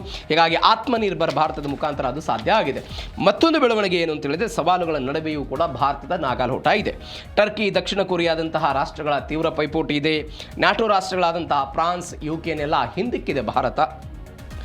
ಡ್ರೋನ್ ತಂತ್ರಜ್ಞಾನದಲ್ಲೆಲ್ಲ ನಾವು ಅಪ್ರತಿಮ ಸಾಧನೆಯನ್ನು ಮಾಡ್ತಾ ಇದ್ದೀವಿ. ಬೇರೆ ಬೇರೆ ಕಾರಣಕ್ಕಾಗಿ ಆತ್ಮನಿರ್ಭರ ಭಾರತದ ಮತ್ತು ಮೇಕ್ ಇನ್ ಇಂಡಿಯಾ, ಅದಕ್ಕೆ ಬೇಕಾದಂತಹ ರಕ್ಷಣಾ ಬಜೆಟನ್ನು, ಈ ಹಿಂದೆ ದೊಡ್ಡ ಪ್ರಮಾಣದಲ್ಲಿ ರಕ್ಷಣೆಗಾಗಿ ನಾವು ಬಜೆಟನ್ನು ಮೀಸಲಿಡಲಾಗ್ತಾ ಇರಲಿಲ್ಲ. ಈಗ ಅದಕ್ಕಾಗಿ ನಾವು ಜಾಸ್ತಿ ಇನ್ವೆಸ್ಟ್ಮೆಂಟ್ ಮಾಡ್ತಾ ಇದ್ದೀವಿ. ಹೀಗಾಗಿ ರಕ್ಷಣೆ ಉತ್ಪಾದನೆಯಲ್ಲಿ ವಿದೇಶಿ ಹೂಡಿಕೆದಾರರ ಹೆಚ್ಚಿನ ತಾಣವಾಗಿ ಭಾರತ ಎಲ್ಲ ಇದೆ. 2030ರ ವೇಳೆಗೆ ವಿಶ್ವದ ಟಾಪ್ 3 ಸ್ಥಾನದ ಮೇಲೆ ಭಾರತ ಎಲ್ಲ ಕಣ್ಣಿಟ್ಟಿದೆ ಅಂತ ಸದ್ಯಕ್ಕೆ ಬರ್ತಾ ಇರುವಂತಹ ಸುದ್ದಿ. ಅಂದರೆ ಪಾಕಿಸ್ತಾನ ಕೇವಲ ಭಾರತದ ಮೇಲೆ ಆರೋಪ ಮಾಡೋದು ಇತ್ಯಾದಿ ಮಾಡ್ಕೊಂಡು ಮಾಡಿಕೊಂಡು ತನ್ನ ಸ್ಥಾನವನ್ನು ಕಳೆದುಕೊಳ್ತಾ ಇದ್ರೆ ಭಾರತ ರಕ್ಷಣೆ ವಿಚಾರದಲ್ಲಿ ದೊಡ್ಡ ದಾಪುಗಾಲನ್ನು ಇಡ್ತಾ ಇದೆ. ಇದು 4ನೇ ಸುದ್ದಿ. ಇನ್ನು ಕೊನೆಯ ಸುದ್ದಿ ಮಳೆಗೆ ಸಂಬಂಧಪಟ್ಟಂತಹ ಸುದ್ದಿ. ಅಕ್ಷರಶಃ ಅನ್ನದಾತರು ರೈತರು ಕಣ್ಣೀರು ಹಾಕ್ತಾ ಇದ್ದಾರೆ. ಆ ರೈತನ ಜೊತೆಗೆ ಮಳೆಯೂ ಕೂಡ ಒಂದು ಆಟವನ್ನು ಆಡ್ತಾ ಇದೆ ಅಂತಲೇ ಹೇಳ್ಬೋದು. ಮಳೆ ಬರುತ್ತೆ ಅಂತ ವಿಶ್ಲೇಷಣೆಗಳು ಬರುತ್ತೆ, ವರದಿಗಳು ಬರುತ್ತೆ. ಇವೆಲ್ಲದರ ನಡುವೆ ಮಳೆ ಮಾಯ ಆಗ್ತಾ ಇರೋದನ್ನು ನೋಡ್ತಾ ಇದ್ದೀವಿ. ಬಿತ್ತಿದ ಬೀಜಗಳು ನಾಳೆ ಕಮರು ಏನು ಹೋಗ್ಬಿಡುತ್ತೆ, ಏನಾಗ್ಬಿಡುತ್ತೆ ಅಂದರೆ ಸಹಜವಾಗಿ ನೀವು ರೈತರ ಪರಿಸ್ಥಿತಿ ನೋಡಿ. ಬೀಜ ಗೊಬ್ಬರಗಳನ್ನು ತೆಗೆದುಕೊಂಡು ಬರುವಂತಹ ಸಮಯದಲ್ಲಿ ಮಾರುಕಟ್ಟೆಯಲ್ಲಿ ಸಾಲವನ್ನು ಮಾಡಿ ತೆಗೆದುಕೊಂಡು ಬರ್ತಾರೆ. ಕೊನೆಗೆ ರೈತರು ಏನು ಮಾಡಿಬಿಡ್ತಾರೆ, ಆ ಸಾಲವನ್ನು ತೀರಿಸಬೇಕು ಅಂತ ತಮ್ಮ ಹೊಲದಲ್ಲಿ ಬೆಳೆದಿರುವಂಥ ಉತ್ಪನ್ನಗಳನ್ನು ಅದೇ ಮಾರುಕಟ್ಟೆಯ ದಲ್ಲಾಳಿಗಳಿಗೆ ಹೋಗಿ ಅಥವಾ APMCಗಳಲ್ಲಿ ಯಾರು ವ್ಯಾಪಾರಸ್ಥರಿರ್ತಾರೆ ಅವರಿಗೆ ಮಾರಾಟವನ್ನು ಮಾಡಿ ಇಡೀ ವರ್ಷದ ಸಾಲವನ್ನು ತೆಗೆದುಕೊಂಡು ಬರ್ತಾರೆ, ಮುರಿದು ಬಂದುಬಿಡ್ತಾರೆ. ಅಲ್ಲಿ ಈ ವರ್ಷದಲ್ಲಿ ಇಷ್ಟು ಸಾಲ ಆಗಿತ್ತು, ನನ್ನ ಉತ್ಪನ್ನವನ್ನು ನಿಮ್ಗೆ ಕೊಟ್ಟಿದ್ದೀವಿ ಅಂತ ಕೊನೆಗೆ ಒಂದು 5-6 ಸಾವಿರ ಬರುತ್ತೆ, ಅದನ್ನೇ ಮನೆಗೆ ತೆಗೆದುಕೊಂಡು ಬರೋ ಪರಿಸ್ಥಿತಿ. ಇಂತಹ ಸಮಯದಲ್ಲಿ ಇವತ್ತು ಮಳೆ ಆಗ್ತಾ ಇಲ್ಲ. ಏನೇನು ಬೆಳವಣಿಗೆಗಳಾಗ್ತಾ ಇದೆ? ಆರಿದ್ರ ಆರಂಭ, ರೈತರಲ್ಲಿ ಒಂದು ನಿರೀಕ್ಷೆ ಬರ್ತಾ ಇದೆ. ಅಂದರೆ ನೀವು ಜೂನ್ ಅಂತ್ಯಕ್ಕೆ ಬಂದ್ರಿ, ಜೂನ್ 4ನೇ ತಾರೀಕಿಗೆ ಮುಂಗಾರು ಪ್ರವೇಶ ಆದರೂ ಕೂಡ ಇವತ್ತಿನ ತನಕ ಮಳೆ ಇಲ್ಲ. ಇದೀಗ ಆರಿದ್ರ ಮಳೆ ಶುರುವಾಗ್ತಾ ಇದೆ ಅಂತ ರೈತರಲ್ಲಿ ನಿರೀಕ್ಷೆ ಆಗಿದೆ. ಜೂನ್ 23ರಿಂದ ಅಂದರೆ ನಾಳೆಯಿಂದ ಇದರ ಅದೃಷ್ಟ ಆಗುತ್ತಾ ಅನ್ನುವಂಥದ್ದೊಂದೆಲ್ಲ ಚರ್ಚೆ ಆಗ್ತಾ ಇದೆ. ಕೃಷಿ ಚಟುವಟಿಕೆಗೆ ಪೂರಕ ಆಗುತ್ತೆ ಅಂತ ಹೇಳ್ತಿದ್ದಾರೆ. ತೇವಾಂಶದಲ್ಲಿ ಬಿತ್ತಿದ ಬೀಜಗಳು ಬೇಗನೆ ಮೊಳಕೆ ಹೊಡೆದು ಬಿಡ್ತವೆ. ಭತ್ತ, ರಾಗಿ, ಜೋಳ, ಹೆಸರು, ತೊಗರಿ, ಗೋವಿನ ಜೋಳ ಅಂದರೆ ಮೆಕ್ಕೆಜೋಳ ಅಂತ ನಾವೇನು ಕರಿತೀವಿ, ಎಲ್ಲವೂ ಕೂಡ ಮಳೆ ಕೈ ಕೊಟ್ಟರೆ ರಾಜ್ಯದ ಆರ್ಥಿಕತೆ ಬೊಕ್ಕಸ. ರಾಜ್ಯದ ಆರ್ಥಿಕತೆ ಬಿಡಿ, ರೈತರೇ ನೀವು ಬೆಳೆಗಳನ್ನು ಬೆಳೆದೇ ಹೋದರೆ ಪರಿಸ್ಥಿತಿವಾಗಿ ಅಂತಿಮವಾಗಿ ಏನಾಗುತ್ತೆ, ಉತ್ಪಾದನೆ ಕುಸಿತ ಆಗುತ್ತೆ. ಈಗ ನಾವು ರೈತರು ಆತ್ಮಹತ್ಯೆನ ಮಾಡ್ಕೊಳ್ಬಾರ್ದು, ರೈತರು ಸಾಲದಲ್ಲಿ ಇರಬಾರ್ದು, ಎಲ್ಲವನ್ನು ಕೂಡ ಸರ್ಕಾರಗಳು ಘೋಷಣೆಯನ್ನು ಮಾಡ್ತವೆ. ಅಂತಿಮವಾಗಿ ಮಳೆರಾಯ ಕೈ ಕೊಟ್ಟಂತಹ ಸಂದರ್ಭದಲ್ಲಿ ಸಹಜವಾಗಿ ಸಾಲದ ಮುಖಾಂತರ ಜೀವನ ನಡೆಸಬೇಕಾದಂತಹ ಪರಿಸ್ಥಿತಿ ಇವತ್ತಿನ ಅನೇಕ ಅತ್ಯಂತ ಕಡಿಮೆ ಭೂಮಿಯನ್ನು ಹೊಂದಿರುವಂತಹ ರೈತರ ಪರಿಸ್ಥಿತಿ ಇದೆ. ಮಳೆ ಕೈ ಕೊಟ್ಬಿಟ್ರೆ ಏನಾಗಬಹುದು ಎನ್ನುವಂಥ ಆತಂಕ ಇದೆ. ಮತ್ತೊಂದು ಬೆಳವಣಿಗೆ, ರಾಜ್ಯದಲ್ಲಿ 35% ಮಳೆ ಕೊರತೆ ಎನ್ನುವಂಥದ್ದೊಂದು ಸುದ್ದಿ ಇದೆ. ರಾಜ್ಯದಲ್ಲಿ 35% ಮಳೆ ಕೊರತೆ ಆಗಬಹುದು ಅಂತ. ಮಲೆನಾಡಲ್ಲಿ 50%, ಕರಾವಳಿಯಲ್ಲಿ 54% ಮಳೆ ಕೊರತೆ ಆಗಬಹುದು. ರಾಜ್ಯದ 14 ಪ್ರಮುಖ ಜಲಾಶಯಗಳಲ್ಲಿ ನೀರಿನ ಮಟ್ಟ ಕಡಿಮೆ ಆಗಿದೆ 23%. KRS, ತುಂಗಭದ್ರಾ, ಆಲ್ಮಟ್ಟಿ ಅಣೆಕಟ್ಟೆಗಳಲ್ಲಿ ಆತಂಕಕಾರಿ ಪರಿಸ್ಥಿತಿ ಇದೆ. ಕುಡಿಯುವ ನೀರಿಗೆ ಬರಗಾಲದ ಸಮಯ ಬಂದ್ಬಿಟ್ರೆ ಕುಡಿಯುವ ನೀರಿಗೆ ಏನಾಗಬಹುದು ಅಂತ ಮೇವಿನ ಕೊರತೆ ಎದುರಾಗಬಹುದು. ಈಗ ಜಾನುವಾರುಗಳನ್ನು ಅನೇಕ ಜನ ಮಾರಾಟ ಮಾಡಿಬಿಡ್ತಾರೆ. ಯಾಕೆ? ಮೇವಿನ ಕಾರಣಕ್ಕಾಗಿಯೇ. ಈಗ ಉಳುಮೆಯ ಸಂದರ್ಭದಲ್ಲಿ ಎತ್ತುಗಳನ್ನು ಖರೀದಿ ಮಾಡ್ತಾರೆ. ಉಳುಮೆ ಎಲ್ಲವೂ ಬಿತ್ತನೆಯಾಗಿ ಎಲ್ಲವೂ ಕೂಡ ಆದ ನಂತರ ಸೀಸನ್ ಮುಗಿದ ತಕ್ಷಣ ಎತ್ತುಗಳನ್ನು ಮಾರಾಟ ಮಾಡುವಂತಹ ಪರಿಕಲ್ಪನೆ ಇವತ್ತು. ಈ ಹಿಂದೆ ಏನಾಗ್ತಾ ಇತ್ತು, ವರ್ಷವಿಡೀ ಜಾನುವಾರುಗಳನ್ನು ಸಾಕಾಟ ಮಾಡ್ತಾ ಇದ್ರು. ಇವತ್ತು ಮೇವಿನ ಕೊರತೆ ಆಗಿರುವ ಕಾರಣಕ್ಕೆ ವಾಣಿಜ್ಯ ಬೆಳೆಗಳನ್ನು ಬೆಳೀತಾ ಇದ್ದೀವಿ, ಮೇವಿನ ಕೊರತೆ ಇದೆ, ಈ ಕಾರಣಕ್ಕಾಗಿ ಮಾರಾಟ ಮಾಡುವಂತಹ ಪರಿಸ್ಥಿತಿ ಇದೆ. ಒನ್ಸ್ ಅಗೇನ್ ಆ ಪರಿಸ್ಥಿತಿ ಬರಬಹುದು ಅಂತ ಲೆಕ್ಕಾಚಾರ. ಮತ್ತೊಂದು ಕಡೆ 13 ಜಿಲ್ಲೆಗಳಿಗೆ ಯೆಲ್ಲೋ ಅಲರ್ಟ್ ಘೋಷಣೆ ಆಗಿದೆ. ಜೂನ್ 23ರಿಂದ ಕರ್ನಾಟಕದಲ್ಲಿ ಮುಂಗಾರು ಮಾರುತಗಳು ಚುರುಕು ಆಗಬಹುದು ಅಂತ. ಅಂದರೆ ಆರಿದ್ರ ಮಳೆಯ ಕಾರಣಕ್ಕಾಗಿ ಕರಾವಳಿ, ಮಲೆನಾಡು, ಒಳನಾಡಿನ 13 ಜಿಲ್ಲೆಗಳಿಗೆ ಯೆಲ್ಲೋ ಅಲರ್ಟ್ ಘೋಷಣೆ ಮಾಡಿದ್ದಾರೆ. ಉಡುಪಿ, ದಕ್ಷಿಣ ಕನ್ನಡ, ಕೊಡಗು, ಶಿವಮೊಗ್ಗ, ಹಾಸನ, ಬೆಳಗಾವಿಗೆ ಮಳೆ ಆಗಬಹುದು ಅಂತ ಮುನ್ಸೂಚನೆ. 28ರ ತನಕ ಅಂದರೆ ಮುಂದಿನ 5-6 ದಿನಗಳ ಕಾಲ ಇದೆಲ್ಲ ಮುಂದುವರಿಯುತ್ತೆ. ಮಿಂಚು ಸಹಿತ ಧಾರಾಕಾರ ಮಳೆ ಆಗುತ್ತೆ ಅಂತ. ಹೀಗಾಗಿ ಬಿಸಿಲಿಂದ ಕಂಗಾಲಾಗಿ, ಬಿಸಿಲು ಬಿಡಿ ನೀವು, ಬಿಸಿಲಿನ ಕಾರಣ ಅನ್ನೋದಕ್ಕಿಂತ ರೈತರ ಜೀವ ಇದೆ. ರೈತರು ಬಿತ್ತಿದಂಥ ಬೆಳೆಗಳಿಗೆ ನೀರು ಬೇಕಾಗಿದೆ. ಇವತ್ತು ಅನೇಕ ಕಡೆಗಳಲ್ಲಿ ನೀರಾವರಿ ವ್ಯವಸ್ಥೆ ಇಲ್ಲ, ಅನೇಕ ಕಡೆಗಳಲ್ಲಿ ನಾವು ನದಿಯಿಂದ ನೀರು ತೆಗೆದುಕೊಂಡು ಬರುವಂತಹ ವ್ಯವಸ್ಥೆ ಇಲ್ಲ. ಮಳೆಯ ಆಶ್ರಿತ ಕೃಷಿ ಇರುವ ಕಾರಣಕ್ಕಾಗಿ ಮಳೆಯ ಅವಶ್ಯಕತೆ ಇದೆ. ಈ ಕಾರಣಕ್ಕಾಗಿ ಮಳೆ ಬರುತ್ತೆ ಅಂತ ಲೆಕ್ಕಾಚಾರ ಇದೆ. ಮತ್ತೊಂದು ಕಡೆ ಕೃತಕ ಮಳೆ, ಲಕ್ಷ ಕೋಟಿಗಳ ವ್ಯವಹಾರ. ನೀವು ಈ ಪ್ರಕಾಶ್ ಕೋಳಿವಾಡು ಅವರ ತಂದೆ, ಆ ಕೋಳಿವಾಡ್ರ ಫ್ಯಾಮಿಲಿ ಇದೆಯಲ್ಲ, ಅವರು ಈ ಪ್ರಯತ್ನವನ್ನು ರಾಣೆಬೆನ್ನೂರು ಆ ಭಾಗದಲ್ಲೆಲ್ಲ ಮಾಡ್ತಾ ಇರ್ತಾರೆ. ಇದು ಕೃತಕ ಮಳೆಯನ್ನು ತರೋದು. ಈ ಕೃತಕ ಮಳೆಯನ್ನು ಸುರಿಸೋದಕ್ಕೆ ಸುಲಭ ಇದೆಯಾ? 1 ಲಕ್ಷ ಕೋಟಿ ರೂಪಾಯಿ ಎಲ್ಲ 1 ಲಕ್ಷ ರೂಪಾಯಿ ವೆಚ್ಚ ಆಗುತ್ತಂತೆ 1 ಕಿಲೋಮೀಟರ್ಗೆ. ದೆಹಲಿ ಇಡೀ ನಗರಕ್ಕೆ ಒಂದು ಬಾರಿ ಮಳೆ ಸುರಿಸೋದಕ್ಕೆ 15 ಕೋಟಿ ರೂಪಾಯಿ ಎಲ್ಲ ಆಗುತ್ತೆ ಅಂತ. ಮೋಡ ಬಿತ್ತನೆಗಾಗಿ ಬಳಸುವಂಥ ವಿಶೇಷ ವಿಮಾನಗಳ ಹಾರಾಟಕ್ಕೆ ಗಂಟೆಗೆ 60 ಲಕ್ಷ ರೂಪಾಯಿ ವೆಚ್ಚ. ಸಿಲ್ವರ್ ಅಯೋಡೈಡ್ ಡ್ರೈ ಐಸ್ ಮುಖಾಂತರ ಎಲ್ಲ ಕೃತಕವಾದಂಥ ಮೋಡಗಳನ್ನು ಸೃಷ್ಟಿ ಮಾಡ್ತಾರೆ. ಅತಿಯಾದ ವೆಚ್ಚದಿಂದಾಗಿ ಕೃತಕ ಮಳೆ, ನೀವು ಕೃತಕ ಮಳೆನೇ ಬೇರೆ, ನೈಸರ್ಗಿಕ ಮಳೆನೇ ಬೇರೆ. ನೀವು ಕೃತಕಕ್ಕೂ ಮತ್ತು ನೈಸರ್ಗಿಕಕ್ಕೂ ಅಜಗಜಾಂತರ ವ್ಯತ್ಯಾಸ. ಇದಾಗಿದೆ, ಏನಾಗುತ್ತೆ ಅಂತ ನೋಡೋಣ. ಮರು ಬಿತ್ತನೆ ಭೀತಿ, ಸಾಲದ ಸುಳಿಯಲ್ಲಿ ರೈತ ಇದ್ದಾನೆ. ಈಗ ಮಳೆ ಬರದೆ ಬೀಜಗಳೆಲ್ಲವೂ ಕೂಡ ಕಮರಿ ಹೋಗಿ ಅವೆಲ್ಲವೂ ಕೂಡ ಹಾಳಾದ ನಂತರ ಮತ್ತೆ ಮರು ಬಿತ್ತನೆ ಮಾಡಬೇಕಾದಂತಹ ಪರಿಸ್ಥಿತಿ ಬರ್ಬೋದು. ಆರಂಭಿಕ ಮಳೆಗೆ ಬಿತ್ತನೆಯನ್ನು ಮಾಡಿದಂತಹ ರೈತನಿಗೆ ಇದೀಗ ಕೊರತೆ ಬಿಸಿ ಆಗ್ತಾ ಇದೆ. ಮರು ಬಿತ್ತನೆ ಅನಿವಾರ್ಯವಾಗುವಂಥ ಭೀತಿ. 33 ಡಿಗ್ರಿ ಈ ತಾಪಮಾನ ದಾಟಿದ್ದರ ಪರಿಣಾಮವಾಗಿ ರೈತರು ಕೂಡ ಸಂಕಷ್ಟದಲ್ಲಿದ್ದಾರೆ. ಸಾಲದ ಸುಳಿಗೆ ಸಿಕ್ಕಾಕೊಳ್ಳಬಹುದು ಅಂತ ಸರ್ಕಾರವು ಕೂಡ ರೈತರ ನೆರವಿಗೆ ಆಗಮಿಸಬೇಕು. ಮಳೆಯೂ ಕೂಡ ಸಕಾಲದಲ್ಲಿ ಆಗಲಿ ಅನ್ನೋದು ಕೂಡ ನಮ್ಮ ಆಶೆ ಇದೆ. ಇದರೊಂದಿಗೆ ಇವತ್ತಿನ ಜೀ ಕನ್ನಡ ನ್ಯೂಸ್ ಅಡಿಯೇ ಮುಗಿಸ್ತಾ ಇದ್ದೀನಿ. ನೋಡ್ತಾ ಇರಿ ಜೀ ಕನ್ನಡ ನ್ಯೂಸ್, ಸತ್ಯವೇ ಸುದ್ದಿಯ ಜೀವಾಳ.